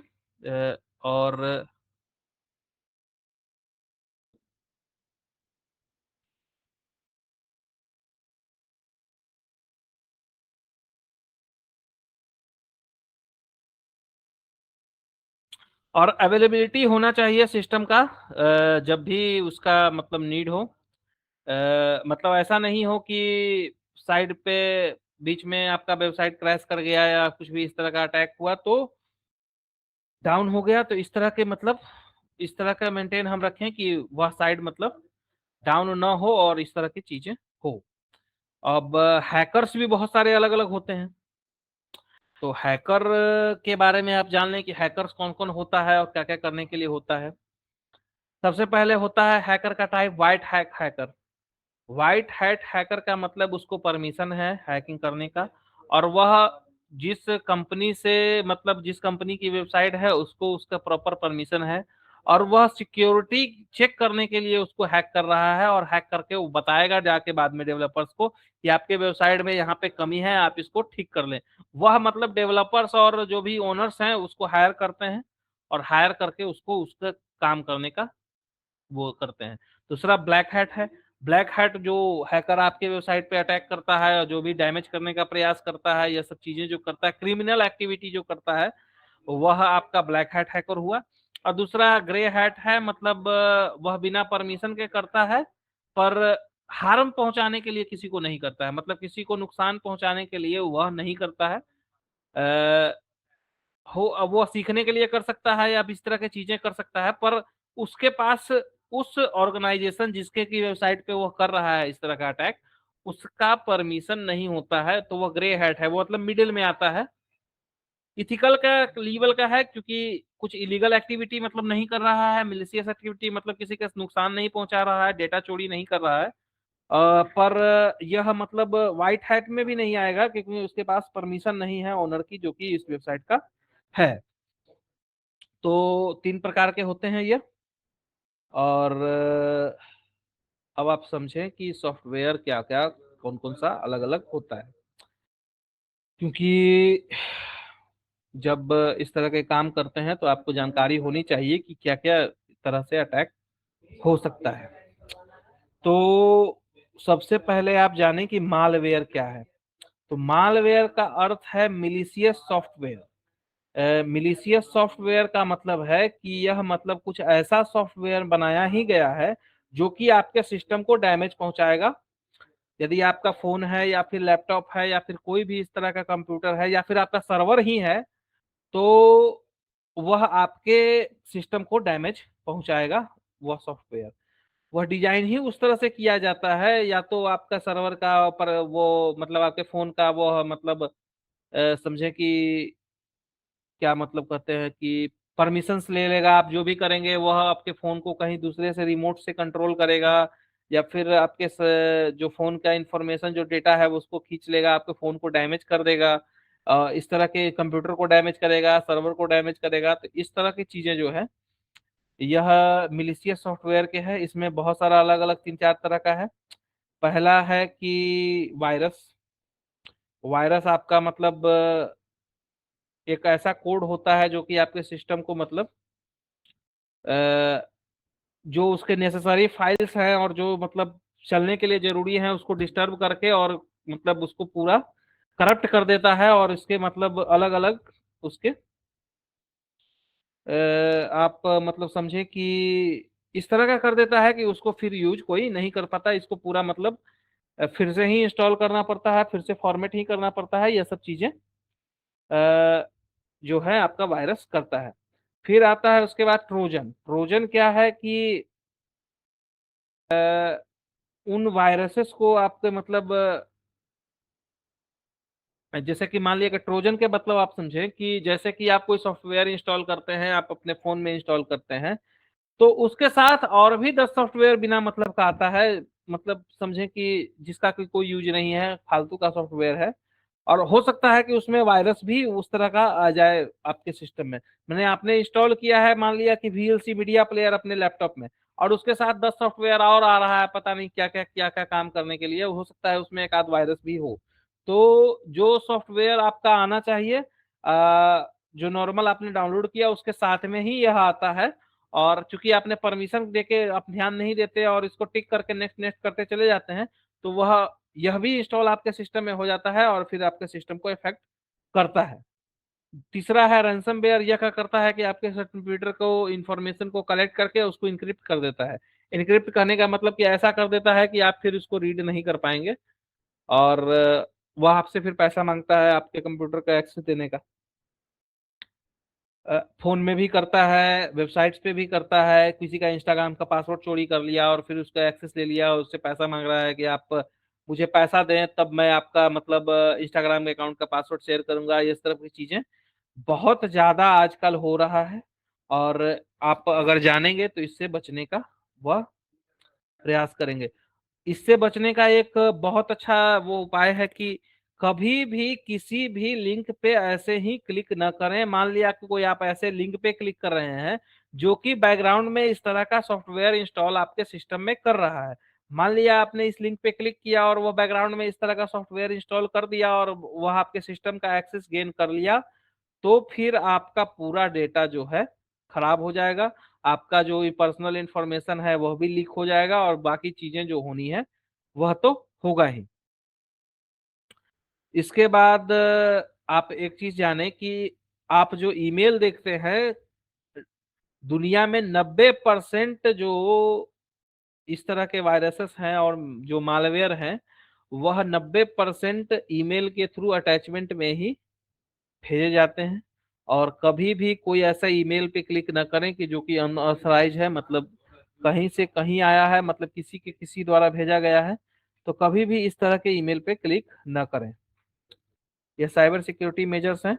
आप लोग अगर जाने तो अपने वेबसाइट को भी इस तरह से सुरक्षित रख सकते हैं, और खुद भी सुरक्षित रख सकते हैं। मान लिया कि आपके सर्वर पे ही कोई सॉफ्टवेयर इंस्टॉल है, आपने कोई लिंक पे क्लिक किया, सर्वर में ही आपके सॉफ्टवेयर इंस्टॉल हो गया और पूरा आपका सर्वर लेके बैठ गया, तो पूरा वेबसाइट आपका डाउन होगा। और इस तरह से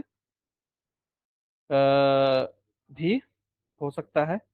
तो मतलब इस तरह की चीजें नहीं करें। फिर जो सबसे खतरनाक मतलब जो हैकिंग का मतलब आप समझें कि सबसे पीक जो पॉइंट है यह है सोशल इंजीनियरिंग। यह मतलब इतना मतलब आप इसको ऐसे समझें कि आप इसको किसी भी सिक्योरिटी प्रैक्टिस से मतलब नहीं रोक सकते। यह मतलब डायरेक्ट इंसान के दिमाग पे अटैक है। मतलब इंसान के दिमाग को बाईपास करके, और अभी मैक्सिमम चीजें जो है इसी तरह से हो रहा है, और दिमाग इंसान के दिमाग को बाईपास करके और उससे उसके सिस्टम का एक्सेस गेन कर लेना और कुछ भी ऐसे चीजें डिमांड कर लेना कि जिससे कि उसका पूरा मतलब जो भी उसका सिक्योरिटी है वो कंप्रोमाइज हो सकता है, उसके पैसे कंप्रोमाइज हो सकते हैं। ये सब चीजें जो है यह आता है सोशल इंजीनियरिंग में। एग्जाम्पल, बहुत अच्छा एग्जाम्पल इसका है सोशल इंजीनियरिंग का, कि आप अपना फोन यूज कर रहे हैं और पेमेंट कर रहे हैं, और आपके पीछे कोई खड़ा है, वो चुपचाप देख रहा है और देख रहा है, और जैसे ही आपने पेमेंट किया और वो आपका पासवर्ड जान गया, आपका फोन का पासवर्ड जान गया, और उसके मतलब एक्सेस गेन करके आपका फोन का मतलब डेटा निकाल लिया। उसके अलावा जो सबसे खतरनाक तरीका सोशल इंजीनियरिंग का है, जो कि बहुत ज्यादा खतरनाक है, कुछ ऐसा लालच दे देना या फिर कुछ ऐसा मतलब डरा देना, या फिर अर्जेंसी का कुछ मतलब इस तरह से कर देना कि मतलब आदमी मतलब आदमी का दिमाग इस तरह से हो जाए कि मतलब वो इमोशन को मतलब कंट्रोल ना कर पाए और उस एक्सेस को हैकर को दे दे। जैसे मान लिया कि किसी के मोबाइल पे मैसेज आया कि मतलब बहुत ज्यादा वो पढ़ा लिखा इंसान नहीं है, बहुत ज्यादा इस चीजों के नहीं बारे में नहीं जानता है, उसके अकाउंट में मैसेज आया कि your bank account has been blocked. अब उसने यह तो देखा नहीं कि बैंक की तरफ से मैसेज है कि कोई मुझे मतलब कहीं और से भेज रहा है, या मतलब कोई उसको मतलब इस तरह की इतने ज्यादा नॉलेज नहीं है। वो जैसे ही देखेगा कि your account has been blocked due to KYC और भी चीजें, मतलब इस तरह से कि आपका अकाउंट जो है बंद कर दिया गया है केवाईसी इशू के कारण, आप इस लिंक पे क्लिक करके अपना केवाईसी पूरा करें और मतलब इस तरह की चीजें करें। अब मान लिया कि यूजर अगर बैंक अगर सच में इस तरह का मैसेज तो जनरली भेजता है नहीं, क्योंकि बैंक को अगर जरूरत है तो आप बैंक में खुद जाते हैं, और इस तरह के डेंजरस मैसेज बैंक नहीं भेजता है कि आप इस लिंक पे क्लिक करें और इसको करें। तो मान लिया कि यूजर को उतना जानकारी नहीं, उसने क्लिक किया और क्लिक करके जैसे ही उसने क्लिक किया, वह वेबसाइट क्या है कि आपके सिस्टम का इस तरह का मेलिशियस सॉफ्टवेयर जो हमने पढ़ा उसे आप सिस्टम में डाउनलोड कर देगी, या फिर कुछ ऐसा इंफॉर्मेशन आपसे मांग रही है जो कि मतलब सही नहीं है। मान लिया कि आपसे कार्ड डिटेल्स मांग रही है, या फिर आपसे पैन कार्ड नंबर मांग रही है, आपसे आधार नंबर मांग रही है, इसके बिहाफ पे कुछ और भी हो सकता है आपका। तो यह भी एक सोशल इंजीनियरिंग का नमूना है। चूंकि कोई पासवर्ड तोड़ना, चूंकि पासवर्ड आजकल बहुत स्ट्रांग हो गए हैं और इस तरह की चीजें जो हैं वो आजकल बहुत ज्यादा लोग अवेयर भी हो गए हैं। तो इन सब चीजों सबसे खतरनाक जो हैकिंग का जो प्रैक्टिस है यह है सोशल इंजीनियरिंग। मतलब इस तरह की चीजें करना कि यूजर को भ्रमित कर देना, मतलब कि कोई भी जो आदमी है उसको भ्रम में डाल देना, और मतलब चूंकि वह बहुत ज्यादा जानकारी में है नहीं तो वह मतलब आपको इस तरह का एक्सेस दे दे और फिर आपका है। इसके अलग अलग एग्जांपल्स हैं। फोन भी आता है बहुत लोगों को कि सर आपका केवाईसी एक्सपायर हो गया है, आपके फोन पे एक ओटीपी आया होगा, ओटीपी बता दें तो आपका मतलब वह हो जाए। बहुत सारी ऐसी मतलब न्यूज आई है सुनने में कि किसी का पैसा मतलब 10 लाख निकाल लिया गया, 5 लाख निकाल लिया गया, इमरजेंसी का पैसा था। इस तरह की चीजें होता है। दूसरा है कि लालच में आके लोग करते हैं कि मान लिया कि आपने लालच दिया, किसी ने आपको मैसेज करके या फोन करके कि सर आपका तो 20 लाख रुपए का लॉटरी निकला है, आप ओटीपी अपना बताएंगे और इसको आप लेंगे। अब यूजर भी लालच में आ गया, जो जिसको फोन किया गया या फिर मैसेज देख के लालच में आ गया, व्हाट्सएप पे नोटिफिकेशन आया, मेल पे नोटिफिकेशन आया, यूजर भी लालच में आ गया कि अरे 550 लाख का लॉटरी निकला है, 20 लाख का लॉटरी निकला है, तो बस मैं करोड़पति होने वाला हूँ, कि हो सकता है करोड़ रुपया का भी उसको आया ऑफर। इस तरह की जो चीजें हैं कि मतलब बहुत जल्दी लालच में आ जाना कि मतलब अ, तो अगर मान लिया कि उसने उस तरह के लिंक पे क्लिक कर दिया या ओटीपी वगैरह कुछ बता दिया तो मिलना उसको कुछ नहीं है, जो था वो भी चला जाएगा। या फिर कुछ अर्जेंट करे कि यदि आपने 5 मिनट में अपना केवाईसी नहीं किया तो आपका अकाउंट सस्पेंड हो जाएगा, या फिर यदि आपने 5 मिनट में यह पैसा नहीं भरा तो आपका मतलब सब्सक्रिप्शन सस्पेंड कर दिया जाएगा। इस तरह के मतलब अर्जेंट मतलब चाहिए ही चाहिए, या फिर और भी अर्जेंट मतलब कि कुछ इस तरह का मतलब डिमांड करना कि अगर आपने इस तरह से नहीं किया तो मतलब आपका कुछ दूसरा किया जाएगा। तो इस तरह के चीजों में भी यूजर मतलब कंफ्यूज होकर इस तरह का कर देता है। तो यह भी सोशल इंजीनियरिंग का एक बहुत खतरनाक प्रैक्टिस का एग्जाम्पल है। फिर सबसे बड़ा चीज है फिशिंग। यह मतलब सोशल इंजीनियरिंग और मिलिशियस वाला चीजें जो है यह सब तो नॉर्मल लोगों को भी जानना चाहिए, और नॉर्मल लोगों के साथ यह बहुत होता भी है। अटैकर हैकर्स के साथ मतलब जो वेबसाइट चला रहे हैं या वेबसाइट ऑन कर रहे हैं या फिर जो भी है, जो भी लोग डिजिटल वर्ल्ड में कनेक्टेड हैं, सबको इन सब के बारे में जानना चाहिए। अब तीसरा अटैक का टाइप है फिशिंग। फिशिंग जो है यह मतलब यह भी बहुत ज्यादा यूज हो रहा है आजकल। अटैकर क्या करता है कि कोई ईमेल आपको भेजता है, कोई इस तरह का चीजें भेजता है कि जो कि जस्ट लाइक आपका ब्रांड की तरह होता है। मतलब जस्ट लगेगा कि मतलब फ्लिपकार्ट ने ही भेजा है, या फिर एचडीएफसी बैंक ने ही भेजा है, या फिर फेसबुक ने ही भेजा है। और जिस लिंक पे आप जब क्लिक करेंगे तो वह भी जस्ट लाइक उस वेबसाइट के ही लुक में आएगा। मतलब भले ही उसका डोमेन अलग होगा कि फ्लिपकार्ट डॉट कुछ करके, Flipkart S dot, Flipkart B dot, या फिर आप जानते हैं कि एक डोमेन दूसरे को मिलता नहीं तो कुछ दूसरा होगा। तो जैसे ही उस पे क्लिक करेंगे, क्योंकि बहुत ज्यादा लोगों को जानकारी नहीं कि डोमेन क्या है और कैसे काम करता है और कौन सा उसका ऑफिशियल डोमेन है और कौन सा मतलब ये चीजें हैं। तो जैसे ही आपने उस पे क्लिक किया तो आपने देखा कि यार ये तो फ्लिपकार्ट का है, और यह भी उस पे आपके जाके और अपना डिटेल डाला और डाल के प्रोसीड किया, आपका पूरा डिटेल कंप्रोमाइज हो गया और पूरा आपका डेटा चला गया। तो इन यह भी आजकल बहुत हो रहा है, आपने यूट्यूब पे देखा हो, आपने फेसबुक पे देखा हो कि ये आईफोन 17 प्रो लें बस 1 रुपए में। ऑफर में निकला है कि आईफोन 17 प्रो लें बस 1 रुपए में, या फिर ऑफर में निकला है कि आप एक फ्रिज लें बस 100 रुपए में, एक लैपटॉप लें बस 20 रुपए में। आपने जैसे ही उस लिंक पे क्लिक किया, आप देखेंगे कि अरे यह तो फ्लिपकार्ट के ही वेबसाइट पे है, मतलब सच में ऑफर निकला हुआ है। और आप जाएंगे और वहां पे अपना डिटेल डालेंगे, कार्ड डिटेल्स डालेंगे, और डाल के जैसे ही सबमिट मारेंगे, आपका कहानी खत्म है।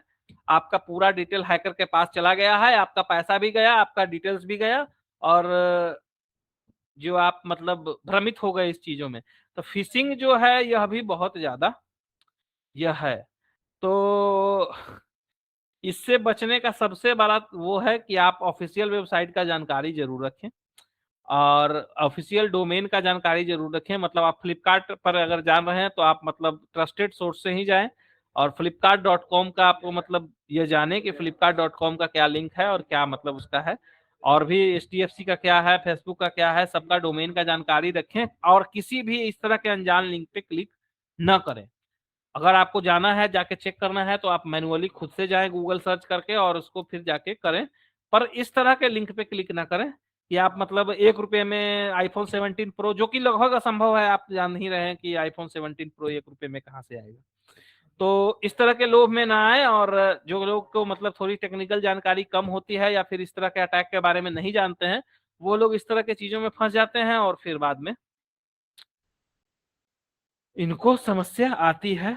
अब बहुत सारा इस तरह का हो रहा है आजकल, और बिल्कुल same to same website design किया जाता है, बिल्कुल 100% लगभग लगभग सेम होता है। बहुत ज्यादा बारीकी से चेक करने पे ही आपको पता चलेगा, जैसे आप डोमेन चेक करेंगे या सब चीजें चेक करेंगे, तभी आपको पता चलेगा कि यह फ्लिपकार्ट का वेबसाइट नहीं है, यह किसी दूसरे कंपनी का वेबसाइट है, और यह फ्रॉड करने की हमसे कोशिश कर रहा है। तो ऐसा ना करें, और इस तरह की चीजों पर ध्यान दें। और यदि आपके वेबसाइट का क्लोन हो रहा है तो आप उसको मतलब सिक्योरिटी इनहेंस करें और यूजर को अलर्ट करें कि हाँ इस तरह के काम आप ना करें। फ्लिपकार्ट जैसे ट्रस्टेड वेबसाइट्स का बहुत ज्यादा इस तरह का क्लोन होता है, अमेजन का होता है, और जो भी बहुत ज्यादा यूजर बेस वाले वेबसाइट हैं, चूंकि हैकर्स को चाहिए पैसा, और वैसा वेबसाइट को टारगेट करके वो करेगा क्या जिसपे कोई आता ही नहीं। वो तो टाइम वेस्ट हुआ, और मतलब इन टाइम वेस्ट, एनर्जी वेस्ट, सब कुछ वेस्ट हुआ। तो वैसा वेबसाइट को टारगेट करके करेगा ही क्या कि मुझको कोई आता ही नहीं है। तो जो मतलब बहुत ज्यादा यूज वाला वेबसाइट है, उस पे आप लॉगिन करते समय थोड़ा सा ध्यान दें, और इस सब चीजों पे ध्यान दें कि मतलब क्या है वो, और क्या मतलब हो रहा है। फेक यूआरएल पाथ वही है जो मैंने आपको बताया कि amazonsecure.in, amazon.in में आप देख ही रहे हैं। facebook.com का आप देख ही रहे हैं कि /ID = 99, bit alert लीवाई, update bank info, ये सब इस तरह का अलग अलग लिंक्स आपको मिलेगा। और जैसे ही आपने इसके क्लिक किया तो इस तरह का वेबसाइट पे जाएगा, और पूरा आपका डेटा आपसे लेगा, और पूरा आपका मतलब जो है इंफॉर्मेशन लेके, और पूरा आपका डिटेल जो है वह पूरा खराब कर देगा। तो ये सब ध्यान दें कि उसका ऑफिशियल डोमेन क्या है और क्या मतलब आता है। जैसे amazonsecure.in कोई भी डोमेन नहीं है, आपका डोमेन है जैसे कि यहाँ पे देख पा रहे हैं आप कि amazonsecure.in जो है कोई डोमेन नहीं है, ये डोमेन नहीं है, और ये एक ऑफिशियल डोमेन है, जैसे यहाँ पे आप देख पा रहे हैं कि amazonsecure.in डोमेन नहीं है, amazon.in डोमेन है। तो आप ये सब लिंक्स पे क्लिक करके ही जाएं वेबसाइट पे, और यह सब चीजें जो है ध्यान में रखें। उसके बाद फिर हम लोग आगे चलेंगे। पासवर्ड्स, पासवर्ड ऐसा चीज है जो कि आप समझें कि अटैकर का बहुत इजी टारगेट बनता है यदि आपने इसको ठीक से हैंडल नहीं किया है। यदि आपका वेबसाइट है, अगर वेबसाइट पे आपने पासवर्ड्स को ठीक से हैंडल नहीं किया है, तो आपका एडमिनिस्ट्रेशन पैनल कंप्रोमाइज हो सकता है, कुछ ऐसी चीजें कंप्रोमाइज हो सकती हैं, कुछ ऐसा एक्सेस स्कैन हो सकता है जो कि आप नहीं देना चाहें, या फिर मतलब वह जो है मतलब सिक्योर ना हो, और इस तरह की अ, चीजें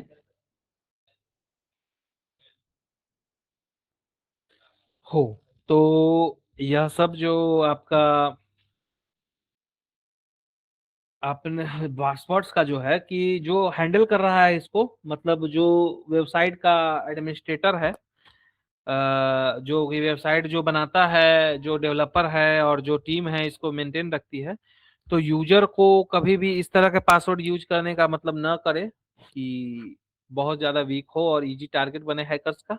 और यूजर्स को भी ऐसा चाहिए कि बहुत ज़्यादा सिक्योर इस तरह का पासवर्ड न रखें कि हैकर उसको इजी टारगेट करके और कर सके। आपके सामने स्क्रीन पे बहुत सारा अलग अलग पासवर्ड जो कि वीक पासवर्ड है आपके सामने स्क्रीन पे दिख रहा है। जैसे कोई अपना नाम रख लिया पासवर्ड में, क्या मतलब है उसका, इजी कोई गेस करके उसको ओपन कर सकता है। कोई मोबाइल नंबर रख लिया, कोई डेट ऑफ बर्थ रख लिया, कोई एडमिन रख लिया, कोई पासवर्ड है पासवर्ड रख लिया, कोई वेलकम रख लिया, कोई उस तरह का मतलब बीक बीक चीजें रखा।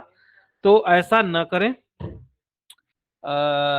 जो साइट के एडमिनिस्ट्रेटर हैं उनसे भी ये जो उनसे भी उनका भी मतलब मतलब समझिए कि आप वो बनता है रिस्पॉन्सिबिलिटी कि इस तरह के पासवर्ड्स को अलाउ ना करें, और साइट की जो सिक्योरिटी है वो उसको मेंटेन रखें इस तरह के मतलब चीजों को करने के लिए। क्योंकि इस तरह के पासवर्ड को कोई भी जो अटैकर है वो उसको तोड़ सकता है और गेस कर सकता है कि हाँ इसका पासवर्ड होगा 1 2 3 4 5 6 7 8, तो उसको ओपन करके और पूरा उसको अ, उसका सिक्योरिटी कंप्रोमाइज करके और जो इस तरह की चीजें हैं वो कर सकता है। तो इस तरह की चीजें ना करें। और जो आप समझें कि जो इस तरह का पासवर्ड जो ब्रेक होता है या कैसे होता है। तो मान लिया कि आपका एक कंप्यूटर है। अब कंप्यूटर है तो अलग अलग कॉम्बिनेशन ट्राई कर रहा है पासवर्ड का। पहले वन वन वन ट्राई किया, फिर 1 2 3 4 ऐसे करके कॉम्बिनेशन, लाखों कॉम्बिनेशन ट्राई कर रहा है पासवर्ड लॉगिन करने की। तो चूंकि बहुत ज्यादा अलग अलग कॉम्बिनेशन ट्राई कर रहा है और इस तरह की चीजें कर रहा है, तो और पासवर्ड का लेंथ बहुत छोटा है, मतलब बहुत कम लेंथ का पासवर्ड है। तो वो कंप्यूटर अगर बहुत ज्यादा ट्राई करेगा, बहुत लाखों करोड़ों अरबों बार ट्राई करेगा, तो कभी ना कभी यह संभावना बनती है कि वह आपके उस पासवर्ड तक पहुंच जाएगा जो कि आपने डाला है, और उसको क्रैक करके वह उसको आपका सिक्योरिटी कंप्रोमाइज हो जाएगा। तो इस तरह की चीजें से बचने के लिए, चूंकि आप देख पा रहे हैं कि बहुत अगर कमजोर पासवर्ड डाल रहे हैं, जैसे पटना 1 2 3 या इस तरह की चीजें, तो आसानी से ट्रैक कर ब्रेक करके कंप्यूटर आपका, क्योंकि कंप्यूटर आजकल बहुत पावरफुल आते हैं, तो आसानी से ब्रेक करके विद इन सेकंड आपको ब्रेक करके वह चला जाता है आपके कंप्यूटर तक, उसका एक्सेस गेन करके, और मतलब कुछ भी नुकसान पहुंचा सकता है। और अगर बहुत ज्यादा स्पेशल कैरेक्टर्स और नंबर्स और कैपिटल लेटर स्मॉल लेटर का यूज करते हैं, तो इस तरह की चीजें नहीं होती है। आपने बहुत सारे वेबसाइट्स में इस तरह का आप देखा होगा कि आप 2 से 3 बार से ज्यादा अगर ट्राई करते हैं पासवर्ड से लॉगिन करने की, तो वह क्या करता है कि आपको ब्लॉक कर देता है कुछ देर के लिए कि अभी आप लॉगिन नहीं कर पाएंगे। तो यह इसलिए होता है, सिक्योरिटी के लिए होता है। तो यह मतलब बहुत अच्छा प्रैक्टिस है पासवर्ड का। और पासवर्ड को हमेशा मतलब इस तरह का न चुन लें कि वन बहुत मतलब वीक पासवर्ड न चुने कि इससे साइड का सिक्योरिटी ही खराब हो। तो उसके बाद हम लोग आगे चलेंगे। और पास फ्रेज का मतलब होता है कि रैंडम कुछ कुछ स्ट्रिंग जो है वह उसमें पासवर्ड में आप अपने डालें, जो कि कंप्यूटर के लिए मतलब जानना अ, बहुत मतलब आप समझे कि आसान नहीं है और इसको आसानी से ब्रेक नहीं कर जाए। जैसे एक नॉर्मल सा पास फ्रेज है, red laptop coffee jump. Red laptop coffee jump ये मतलब 4 वर्ड का कॉम्बिनेशन है। अब कोई भी कंप्यूटर इतनी आसानी से गेस नहीं कर सकता, क्योंकि रेड लैपटॉप से वो नहीं है, लैपटॉप से कॉफी संबंधित नहीं है, कॉफी से जंप संबंधित नहीं है। मतलब कॉफी से जंप का क्या मतलब संबंध है, कुछ मतलब उसके बारे में मतलब कुछ है ही नहीं, मतलब कोई संबंध ही नहीं है चारों पांचों वर्ड में। तो इस तरह का अगर आप पासवर्ड यूज करते हैं तो मतलब कंप्यूटर इम्पॉसिबल टू गेस है, मतलब कैसे गेस करेगा, मतलब कोई नॉर्मल यूजर भी इसको गेस नहीं कर सकता कि मतलब ब्लू से रनिंग का क्या मतलब, कोई संबंध ही नहीं है। ब्लू से ना पिज्जा का संबंध है ना ब्लू से क्लाउड का संबंध है। तो मतलब इस तरह की चीजें मतलब ऐसे मतलब बनाया जाता है पासवर्ड्स को कि मतलब आपस में उनका कोई कॉम्बिनेशन ही ना बने, और 4-5 रैंडम वर्ड लेके बीच में डैश या फिर कुछ भी स्पेशल कैरेक्टर का यूज करके और इस तरह की चीजें की जाती है कि मतलब लगभग इम्पॉसिबल है कि इसको ब्रेक करके और यूज किया जा सके। अगर साथ में आप स्पेशल कैरेक्टर्स वगैरह भी यूज कर रहे हैं तब तो मतलब इम्पॉसिबल टू इसको है करना। अ, चले हम आगे और यहाँ पे देख रहे हैं कि टू फैक्टर ऑथेंटिकेशन का हम लोग कॉन्सेप्ट समझेंगे। टू फैक्टर ऑथेंटिकेशन या फिर मल्टी फैक्टर ऑथेंटिकेशन का क्या कॉन्सेप्ट है कि मान लिया कि कोई आपका पासवर्ड, मान लिया कि आपने कुछ रखा, ब्रेक कर भी लिया या फिर लीक ही हो गया है, जहां डेटाबेस में आपका पासवर्ड रखा है उसके एंड से ही आपका पासवर्ड लीक हो गया है। अब टू फैक्टर ऑथेंटिकेशन वाले सिस्टम्स क्या करते हैं कि आपको हर लॉगिन पे एक कंफर्मेशन कोड आएगा, आपके फोन पे आए या फिर कहीं भी ईमेल पे आए, और इस तरह का कंफर्मेशन कोड आएगा जो कि आप जब तक न डालें, ओटीपी वगैरह आएगा, न डालें तब तक वह ओपन नहीं होगा। तो यह इसको बोलते हैं टू फैक्टर ऑथेंटिकेशन। मतलब पहला ऑथेंटिकेशन आपका पासवर्ड हुआ जो कि आप जानते हैं, और आपके पास जो जो आपका डिवाइस है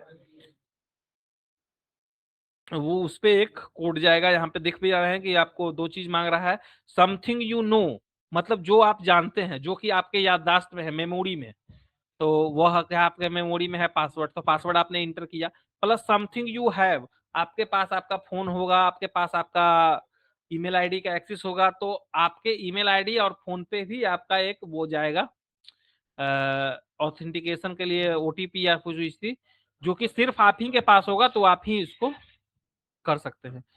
दोनों चीजें एक बार में कंप्रोमाइज हो जाना बहुत रेयर है, क्योंकि आपका हो सकता है मतलब फोन भी कंप्रोमाइज हो गया, आपका पासवर्ड भी चोरी हो गया, तो मतलब फिर तो इसीलिए मतलब सेकंड लेयर ऑफ ये प्रोटेक्शन में आता है कि मतलब पहले आप पासवर्ड डालेंगे, उसके बाद फिर वो वेरिफिकेशन करेगा ऑथेंटिकेशन से कि फोन से हो गया, ओटीपी से हो गया। और भी होते हैं कि मतलब 3 तरह से वेरिफिकेशन करेगा, आपको मोबाइल पे भी ओटीपी भेजेगा, आपके ईमेल पे भी ओटीपी भेजेगा, और जब तक तीनों चारों वेरिफिकेशन ना हो तब तक मतलब लॉगिन नहीं होगा। तो यह भी एक मतलब सिक्योरिटी मेजर है टू फैक्टर ऑथेंटिकेशन। आपके बहुत सारे सर्विसेज में आपने देखा होगा, डिजी लॉकर में होता है, और फेसबुक पे भी आप अगर इनेबल करते हैं उसके सेटिंग में जाकर टू फैक्टर ऑथेंटिकेशन, तो ये वहां पे भी होता है कि जब भी आपको कोई फेसबुक अकाउंट लॉगिन करेगा आपको एक वो आएगा,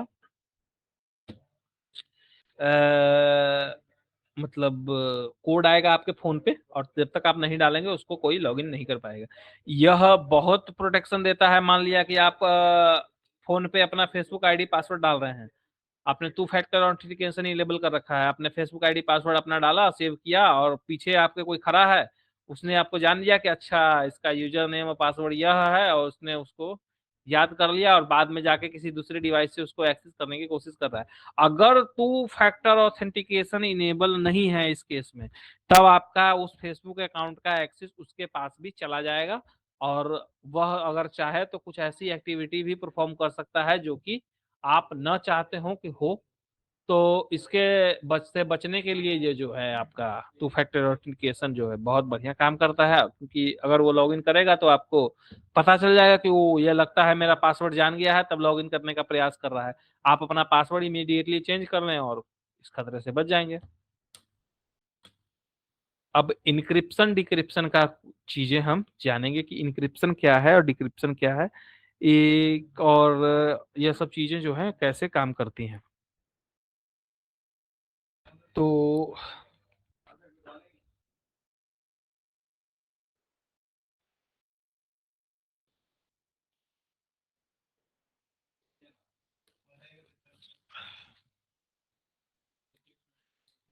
सबसे पहले हम लोग जाने कि इनक्रिप्शन क्या है। तो इनक्रिप्शन का मतलब होता है कि डेटा को कोई ऐसे फॉर्मेट में कन्वर्ट कर देना जिसका कि कोई मतलब नॉर्मल यूजर के लिए मतलब कोई उसका सेंस न बने, मतलब अनब्रेकेबल हो जाए कि क्या है इसके अंदर मैसेज लिखा हुआ। जैसे कि आप स्क्रीन पे देख भी पा रहे हैं कि एक मैसेज है, सीक्रेट मैसेज कुछ भी है, मान लिया किसी का नाम है या फिर कुछ भी कार्ड नंबर वगैरह है, उसको इनक्रिप्ट करके कुछ ऐसे फॉर्मेट में बदल देना जो कि कोई इजिली रीड ना कर पाए और समझ ना पाए। और कैसे करना, तो एक की होता है इसका, मैथमेटिकल की होता है, उस की मदद से इसको इनक्रिप्ट कर देना और इनक्रिप्ट करके और इसको ऐसे फॉर्मेट में रख देना कि जो जिसके पास वो की है सिर्फ और सिर्फ वही उसको एक्सेस कर पाए। मतलब समझें कि आप मतलब उस पर ताला लगा देना, जिसके पास चाबी है बस वही खोल पाएगा और दूसरा कोई उसके नहीं कर पाएगा। सबसे जो आसान डिफिनेशन है इनक्रिप्शन का, कि जैसे आप घर पे ताला लगाते हैं वैसे ही जो मैसेज है, जो टेक्स्ट है, उसको ऐसे मतलब कर देना कि जिसके पास की है उस चीज की, इंक्रिप्शन की जिसके पास है, मतलब उस डेटा को डिक्रिप्ट करने की जिसके पास है, इंक्रिप्शन होता है मतलब डेटा पे को इंक्रिप्ट कर देना ऐसे फॉर्मेट में जो कि अगला व्यक्ति समझ ना पाए या फिर कोई भी उसको समझ ना पाए। और डिक्रिप्शन का मतलब है कि उस डेटा से वापस अपना जो मैसेज है उसको लाना।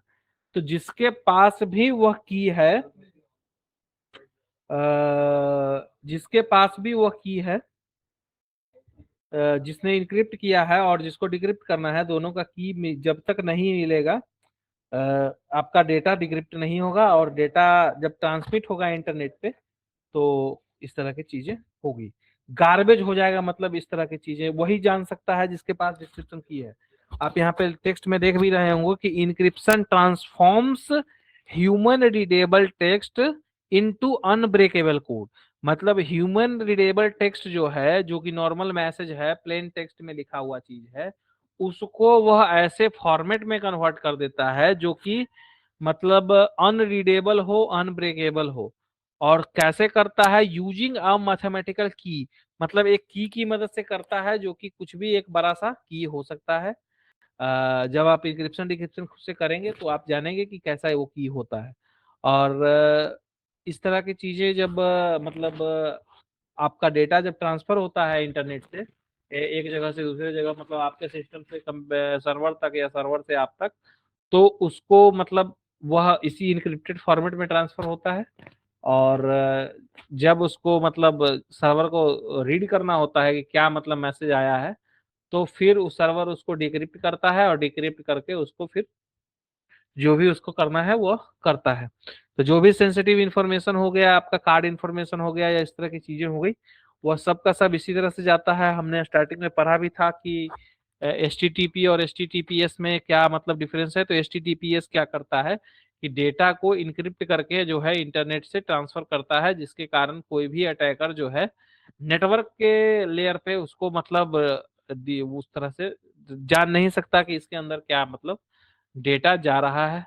सर्वर ही जानेगा जिसके पास वो की है डिक्रिप्शन वाला, और यो यूजर ही जानेगा जिसके पास वो इंक्रिप्शन वाला की है। मतलब यूजर का ब्राउजर और सर्वर। इंक्रिप्शन के बाद आ गया आपका, दो तरह का इंक्रिप्शन होता है। पहला होता है सिमेट्रिक इंक्रिप्शन, दूसरा होता है एसिमेट्रिक इंक्रिप्शन।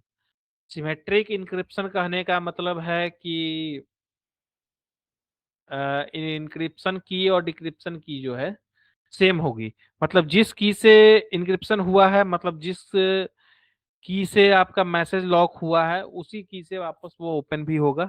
मतलब जो उसको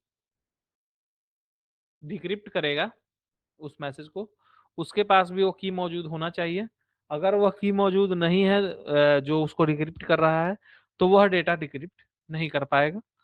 और दूसरा है असिमेट्रिक इनक्रिप्शन, जिसमें पब्लिक की और प्राइवेट की का कॉन्सेप्ट होता है। पब्लिक की जो है लॉक करने के लिए होता है, प्राइवेट की अनलॉक करने के लिए होता है, मतलब डेटा को ओपन करने के लिए।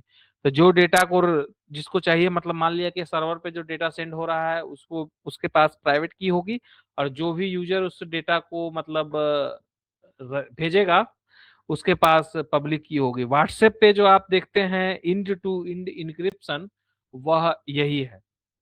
आपके पास एक पब्लिक की होता है और जिससे मैसेज जा रहा है उसके पास एक प्राइवेट की होता है, और हर यूजर का अपना एक पब्लिक की एक प्राइवेट की होता है। प्राइवेट की डेटा को डिक्रिप्ट करने के लिए होता है, पब्लिक की डेटा को इनक्रिप्ट करने के लिए होता है। तो मान लिया दो यूजर हैं, यूजर ए और यूजर बी। तो यूजर बी ने अगर यूजर को ए को मैसेज भेजा है, तो वह अपने पब्लिक की से जो मैसेज है उसको इनक्रिप्ट करके और भेजता है यूजर बी को। व्हाट्सएप पे जब ट्रांसफर होता है मैसेज, मतलब आपके फोन से जैसे ही मैसेज निकलता है, तो वो इंटरनेट के थ्रू क्या होता है कि उसको इनक्रिप्ट कर दिया जाता है। आपका जो व्हाट्सएप का एप्लीकेशन है उसको इनक्रिप्ट कर देता है, और इनक्रिप्ट करके जो है वह फिर पूरे इंटरनेट पे ट्रांसफर होता है। व्हाट्सएप के सर्वर में अगर मान लिया कि दूसरा यूजर ऑनलाइन नहीं है, तो व्हाट्सएप के सर्वर में स्टोर होता है, वह भी उसी इनक्रिप्टेड फॉर्मेट में ही स्टोर होता है। और जैसे ही वह यूजर साइड मैसेज पहुंचता है, तो वो यूजर अपने प्राइवेट की से जो है उसको डिक्रिप्ट करके और उसको रीड कर लेता है कि क्या मैसेज आया है। पब्लिक की जो है बहुत सारा अलग अलग यूजर के पास आपका पब्लिक की हो सकता है, सब मैसेज इनक्रिप्ट कर करके भेज रहा है। और प्राइवेट की जो है वो उसी के पास होता है जो मैसेज रीड करना चाहता है, मतलब जो डेटा डिक्रिप्ट करेगा उसके पास वो प्राइवेट की है। तो इस इंक्रिप्शन को बोलते हैं इंड असिमेट्रिक इंक्रिप्शन, और इसका उपयोग होता है व्हाट्सएप में end to end encryption technology में, या फिर HTTPS में यूज होता है। जो हमारा जो SSL सर्टिफिकेट है उसके अंदर भी यह टेक्नोलॉजी यूज होता है।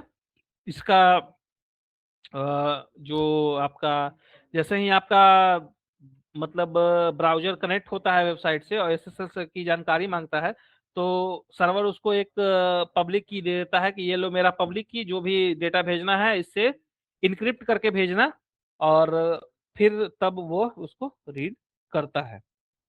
तो जैसे ही पब्लिक की मिलता है ब्राउजर को, ब्राउजर आपके सामने ऊपर एक सिक्योर दिखा देता है कि हमें पब्लिक की मिल गया है, सर्वर से कनेक्शन हो गया है, हमने मतलब कनेक्शन आपस में बना लिया है और पब्लिक की मुझे मिल गया है। अब मैं पब्लिक की से इनक्रिप्ट करके डेटा भेजूंगा सर्वर को, और सर्वर फिर अपने प्राइवेट की से उसको डिक्रिप्ट करके और फिर उसको आगे का काम वो प्रोसेस करेगा। तो इंक्रिप्शन और डिक्रिप्शन है। फिर है कि वन वे हैशिंग।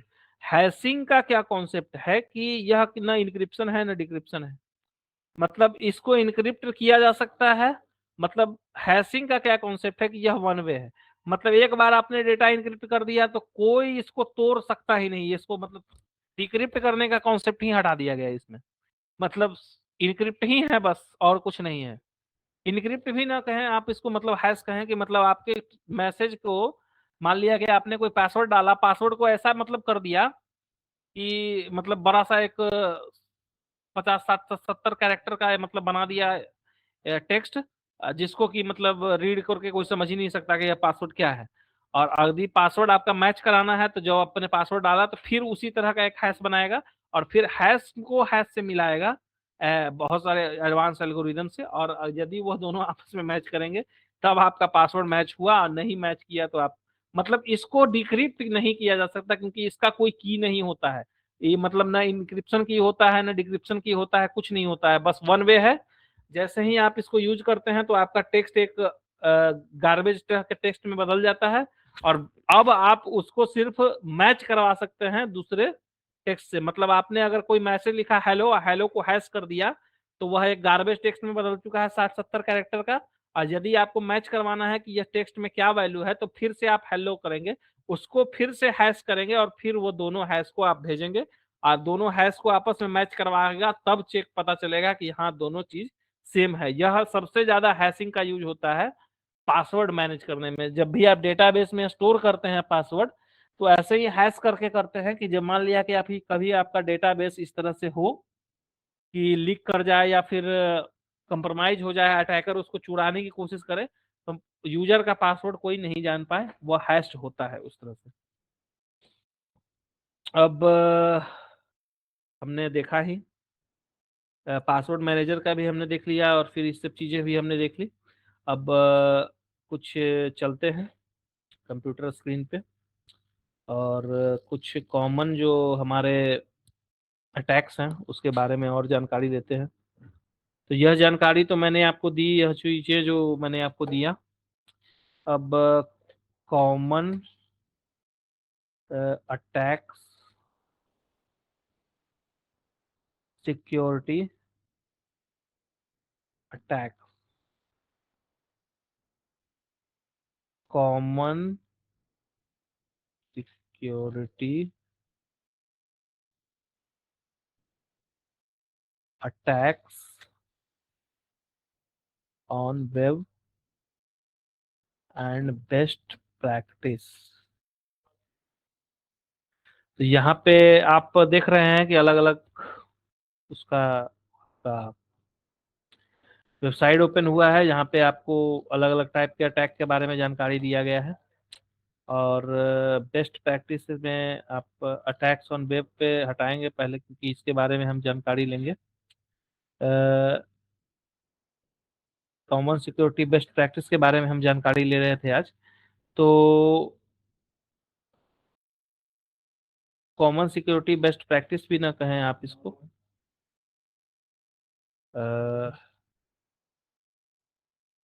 हाँ, यह OWASP है। यह मतलब ओपन सोर्स ऑर्गेनाइजेशन है जो कि इस तरह के अटैक को रोकने में मदद करता है साइबर सिक्योरिटी एक्सपर्ट्स को, और बहुत सारे अलग अलग टूल बना के देता है जो कि आपको इस तरह की चीजें करने में मदद करेगा। तो यहाँ पे आप देख रहे हैं कि अलग अलग टाइप का टैक्स का वो है, और बेस्ट प्रैक्टिसेस जो हैं ये सब चीजें हैं। तो हमने आज पढ़ा है कि साइबर सिक्योरिटी बेस्ट प्रैक्टिसेस, हमने जो अभी पढ़ा था वो यह है। तो आप यहाँ पे देख पा रहे हैं स्क्रीन पे, अगर मैं चलूँ कुछ AI टूल्स पे, चैट GPT में ही चलते हैं और common cyber security best practices, यह मतलब इम्प्लीमेंट करने की चीजें हैं। और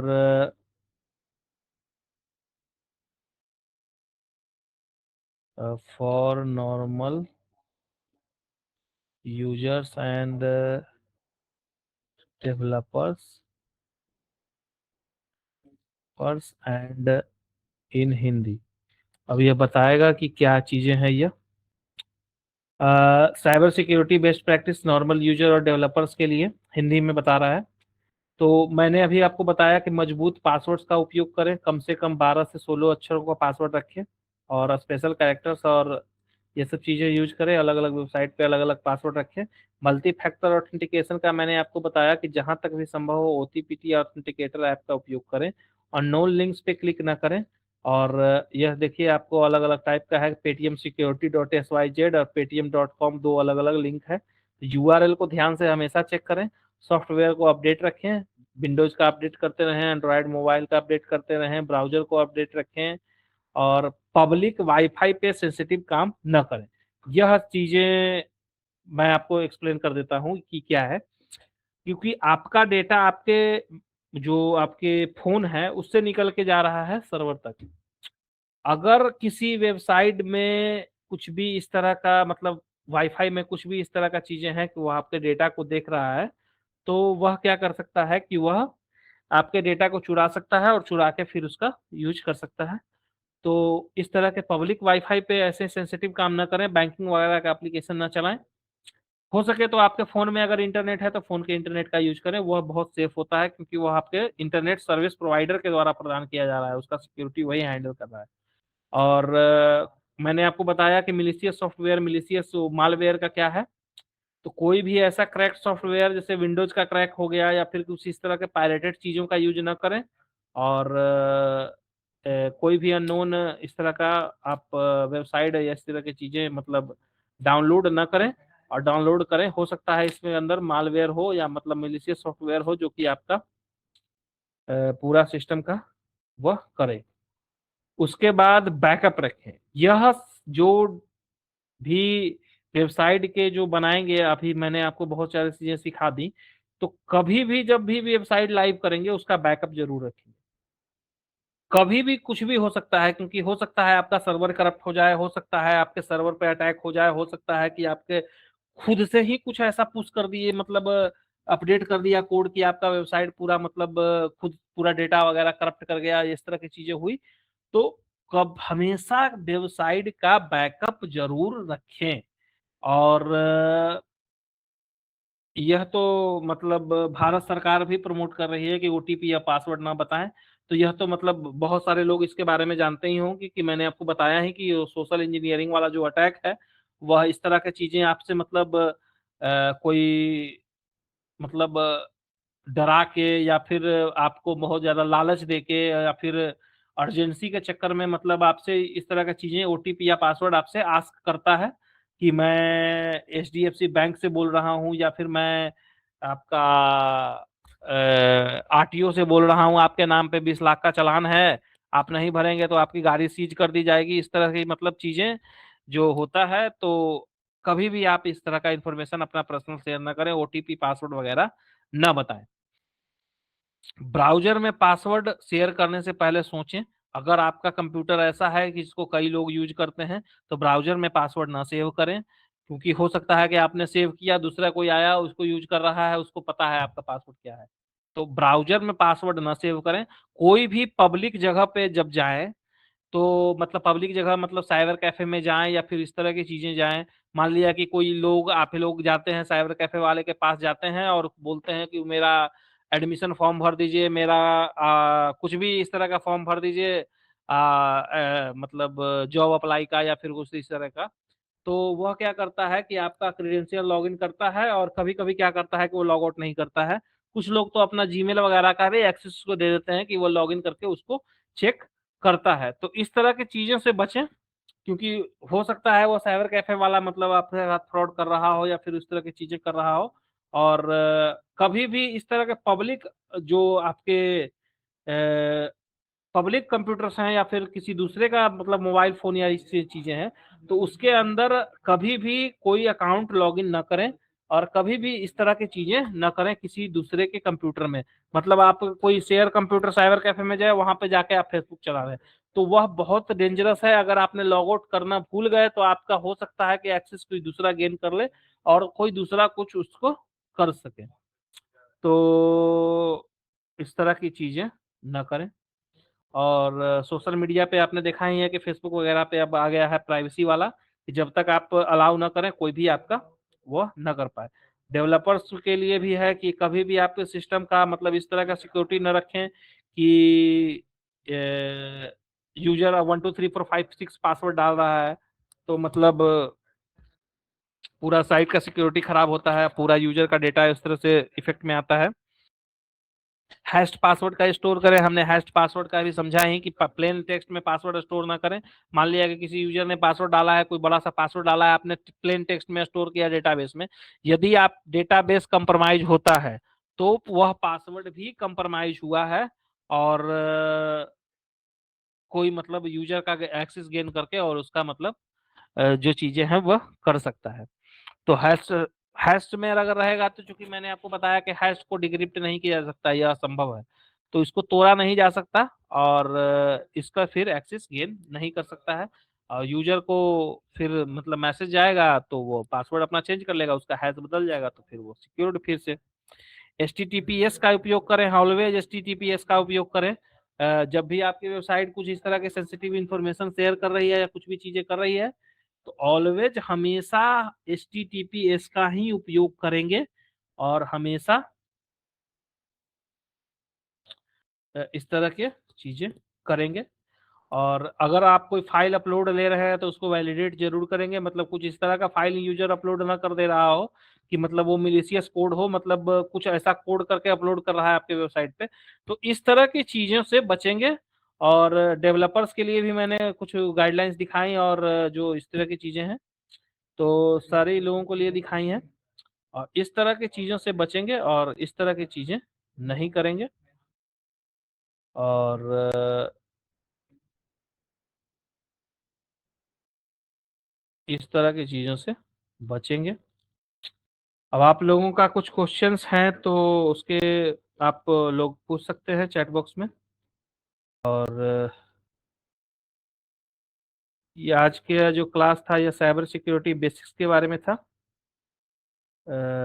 कुछ लोग एक ही क्वेश्चन को बहुत ज़्यादा रिपीट करके पूछ रहे हैं। और जो लोग शेयर कर रहे हैं लोकल होस्ट का लिंक, तो लोकल होस्ट का लिंक आपके अपने कंप्यूटर के लिए होता है। यह आप अगर शेयर करें किसी को तो वो उसके कंप्यूटर में नहीं ओपन होगा।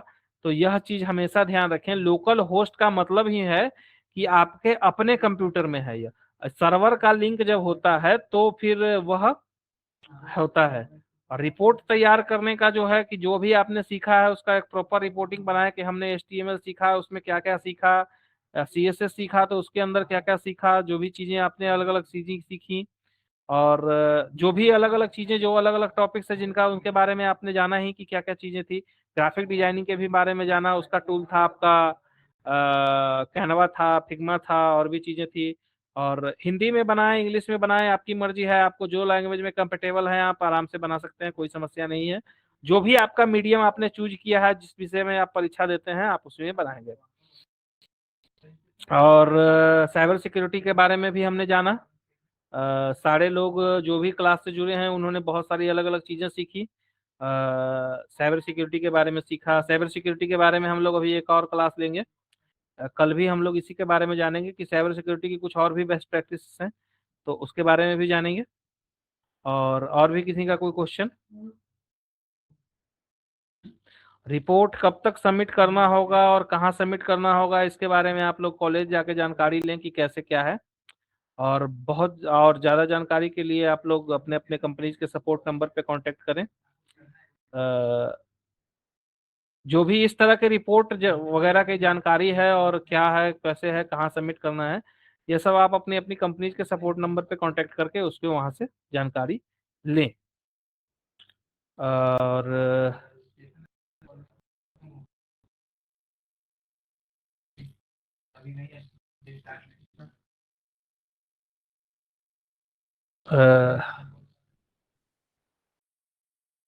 और मैंने आपको असाइनमेंट का लिंक दिया ही था और इसे दे देता हूँ।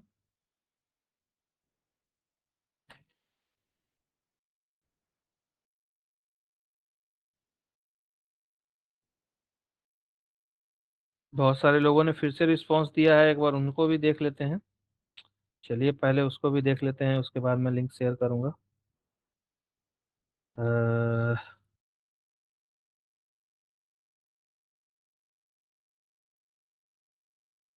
मैंने सुबह लिंक दिया था उसके बाद भी बहुत सारे लोगों ने रिस्पांस दिया है, तो उसको भी देख लेते हैं। आज बहुत सारे लोगों ने अलग अलग रिस्पांस दिया है तो उसको भी चलिए देख लेते हैं।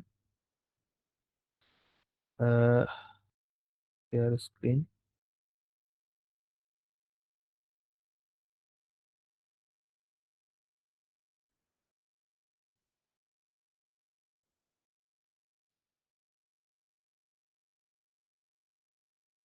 ये कोई वीडियो बनाया है किन्होंने किसी एप्लीकेशन से, तो इस तरह के वीडियो जो आप बनाए तो खुद से रखें। यह एक बैनर है, यह भेजा है हमें समर सिंह ने, PDF का है बनाया हुआ। मैंगो का इन्होंने एक बैनर बनाया है। और मैंगो किंग ऑफ फ्रूट्स करके इन्होंने एक बनाया है, यह भी है। फिर एक JPG भेजा है, ये फ्लावर का JPG है।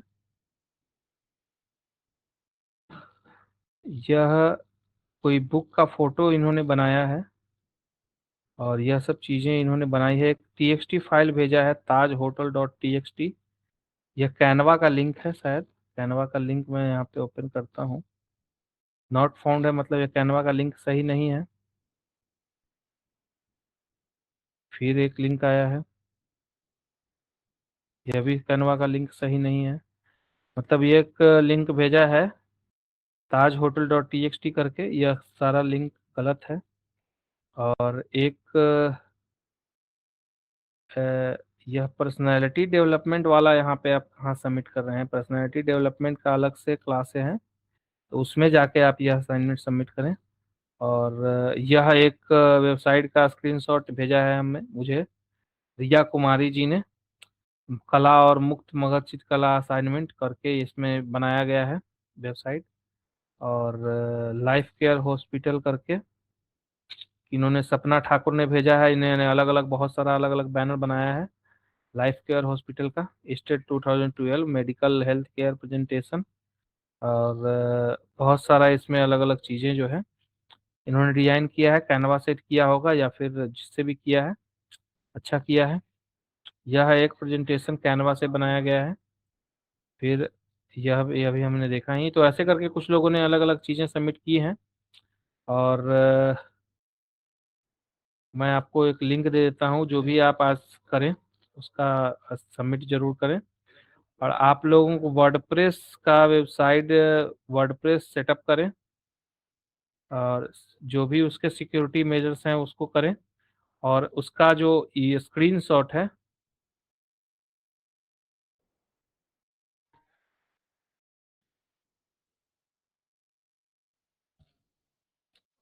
अ, तो वर्डप्रेस का आप लोग वेबसाइट सेटअप करें और उसका जो स्क्रीन शॉट है वेबसाइट का होम पेज का उसमें अपलोड करें। और नहीं, सब लोग इसी को करें, अपना अपना वर्डप्रेस वेबसाइट सेटअप करें, अपना अपना थीम डालें, अलग अलग बहुत सारा वर्डप्रेस में थीम है, और उसको अपलोड करें। और जो भी साइबर सिक्योरिटी के बारे में मैंने आपको बताया है, साइबर सिक्योरिटी के बारे में आप लोग जाने ही, और यह प्रैक्टिस करने की चीज़ें हैं, मतलब रेगुलर लाइफ में यूज करने की चीज़ें हैं। और रेगुलर लाइफ में आप जैसे जैसे इसको यूज करेंगे आप मतलब इसके यूज टू हो जाएंगे, और आप लोग इस तरह के फ्रॉड में नहीं फंसेंगे। मतलब इस तरह के जो चीज़ें हैं कि पासवर्ड स्ट्रांग रखना है और इस तरह के जो चीज़ें हैं, तो इसके लिए जो भी है ये आप लोग रखेंगे, पासवर्ड वगैरह स्ट्रांग रखेंगे, और टू फैक्टर ऑथेंटिकेशन इनेबल रखेंगे जहाँ पे भी सेंसिटिव काम कर रहे हैं आप। बैंक्स वगैरह का एप्लीकेशन हो गया या फिर कुछ ऐसे एप्लीकेशन हो गए जहाँ पे कि इस तरह का हो सकता है कुछ भी, तो वहाँ पे टू फैक्टर ऑथेंटिकेशन आप लोग इनेबल करके रखेंगे। और कैनवा का लिंक आपको पता नहीं है तो कैनवा का लिंक मैं भेज देता हूँ आप लोगों को। स्टार्टिंग के क्लास लगता है आपने मिस किया है। कैनवा का ये ले लिंक, और फिग्मा का अगर आपको लिंक चाहिए तो फिग्मा का भी लिंक है, figma.com। ये रहा फिग्मा का लिंक, ये फिग्मा का है। वर्डप्रेस का अगर लिंक चाहिए तो वर्डप्रेस का है, आप लोग गूगल पे जाके सर्च कर सकते हैं ये सब चीज़ें। और इसके लिए वर्डप्रेस का लिंक में थोड़ा सा अंतर है कि वर्डप्रेस का दो लिंक होता है, WordPress dot O R G आपका मतलब जो उसके लिए होता है, और वर्डप्रेस डॉट आपका जो कॉम है वह आपका, समझें कि वर्डप्रेस डॉट कॉम जो है वह आपका होता है अगर आपको वेबसाइट होस्ट करनी है, जैसे कि सुबह किसी ने भेजा भी था एक होस्ट करके वेबसाइट। और WordPress dot O R G आपका वो सॉफ्टवेयर है जो कि आपको डाउनलोड करके अगर चलाना है खुद से लोकल पे, तो उसके लिए जो सॉफ्टवेयर है वह है WordPress dot O R G. Graphics का लिंक शेयर करने के लिए क्या है कि ग्राफिक्स का तो मैंने लिंक शेयर किया ही अभी, फिग्मा का और चीजें। और जो भी पूछ रहे हैं कि बूटस्ट्रैप क्या चीज होता है, तो बूटस्ट्रैप कुछ नहीं है, जैसे सीएसएस का एक लाइब्रेरी है। जैसे कि आपको इनबिल्ट टूल्स बने बनाए मिल रहे थे फिर इसमें कैनवा में, और आपका कुछ चीजें इनबिल्ट टूल मिला आपको वर्डप्रेस में, उसी तरह के आप अगर खुद से सीएसएस के कुछ टूल्स चाहते हैं कि कुछ कस्टम सीएसएस मुझे खुद से ही लिखा मिल जाए, जैसे मैं उसके वेबसाइट पे आपको लेके चलता हूँ। जिनका भी क्वेश्चन है, यह सनम राज का क्वेश्चन है, बूटस्ट्रैप के चलिए वेबसाइट पे चलते हैं, आप लोगों को ज़्यादा क्लियर हो जाएगा। बूटस्ट्रैप के वेबसाइट पे चलते हैं। बूटस्ट्रैप के वेबसाइट पे हम चलते हैं और यहाँ पे आप देख पा रहे होंगे अपने स्क्रीन पे कि build fast responsive site with bootstrap. जैसे ही इसके डॉक्यूमेंटेशन में चलेंगे तो देखेंगे कि कुछ लिख बना बनाया कोड यह आपको देता है, बहुत सारे अलग अलग कंपोनेंट्स इसके बने हुए होते हैं। आप उसके क्लास को यूज करके और इजी वे में उसको बना सकते हैं। जैसे कि इसका एक एग्जांपल लेंगे इसके कंपोनेंट का, जैसे टेबल्स का एग्जांपल लीजिए। तो टेबल्स के एग्जांपल में आप देख रहे हैं कि ऐसा अगर टेबल आपको डिजाइन करना पड़े इस तरह का, जैसे दिख रहा है स्क्रीन पे, तो आपको कुछ कस्टम क्लासेस लिखने होंगे, बहुत सारा अलग अलग चीजें लिखना होगा। तो बूटस्ट्रैप जब आप कनेक्ट करेंगे अपने वेबसाइट से और बस आप उसका क्लास लिखेंगे क्लास टेबल, तो जैसे ही क्लास टेबल देंगे वह जो भी रिगार्डिंग उसके स्टाइल्स है वह स्टाइल आपके उसमें टेबल में जोड़ देगा। तो बहुत ज्यादा कस्टम सीएसएस न लिखना पड़े कुछ भी बनाने के लिए, उसके लिए यूज होता है आपका यह बूटस्ट्रैप। और इसमें हर चीज के लिए अलग अलग वो मतलब है। अकॉर्डियन के लिए देख रहे हैं कि आप बना बनाया अकॉर्डियन दे रहा है, बटन्स दे रहे हैं, बहुत सारे अलग अलग डिजाइन किए होते हैं, अलग अलग कलर्स के बटन, बस क्लास आप लगाएं और इसको यूज आप कर सकते हैं। तो बहुत सारा इनबिल्ट बना बनाया टूल होता है, आप इसको यूज कर सकते हैं, कोई समस्या इसमें नहीं आएगी। आप जाएंगे व्हाट्सएप के वेबसाइट पे, वहां पे बताया जाता है कि कैसे इसको यूज करना है। जो सीएसएस आप लिखते हैं वह सीएसएस बना बनाया इसने लिख दिया है एक लाइब्रेरी बना के, और इस लाइब्रेरी को आप यूज करेंगे और इसको जैसे प्लगइन होता है बूटस्ट्रैप में, उसी तरह से यह एक लाइब्रेरी है सीएसएस का। और भी किन्हीं का कोई क्वेश्चन?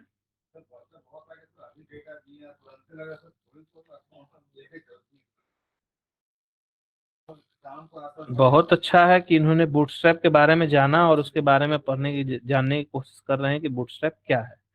और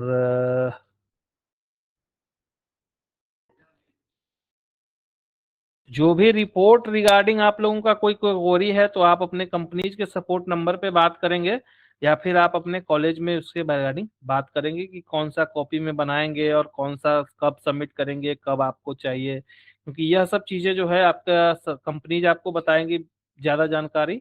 आप अपने कंपनीज के सपोर्ट नंबर पे बात करें या फिर जाके अपने कॉलेज से कांटेक्ट करके वहां से जानकारी लें। और आज का टॉपिक मैं आपको चैट बॉक्स में पहले ही दे चुके हैं कि वर्डप्रेस का सेटअप करना है और इसका जो वो है वो आपको सबमिट करना है उसके फॉर्म जो मैंने दिया है उसमें। और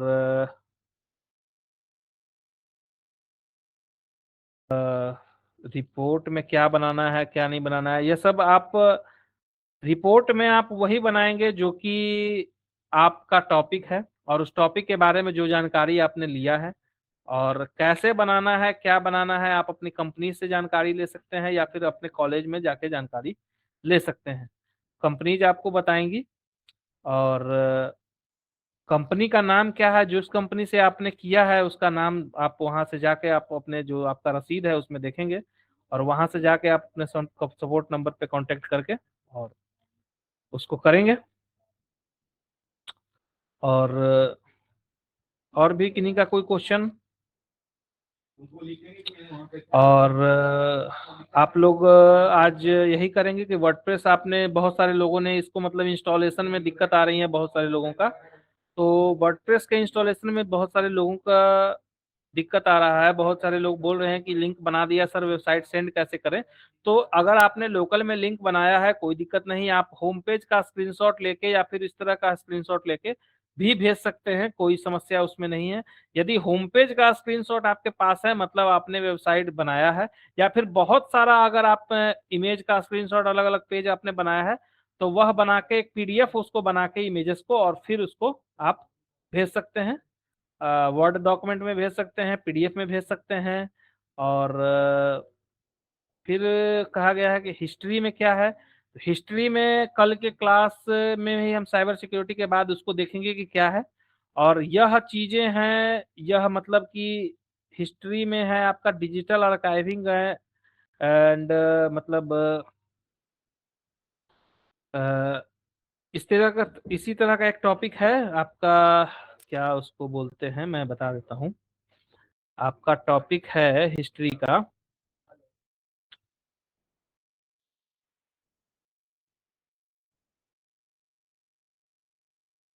अ,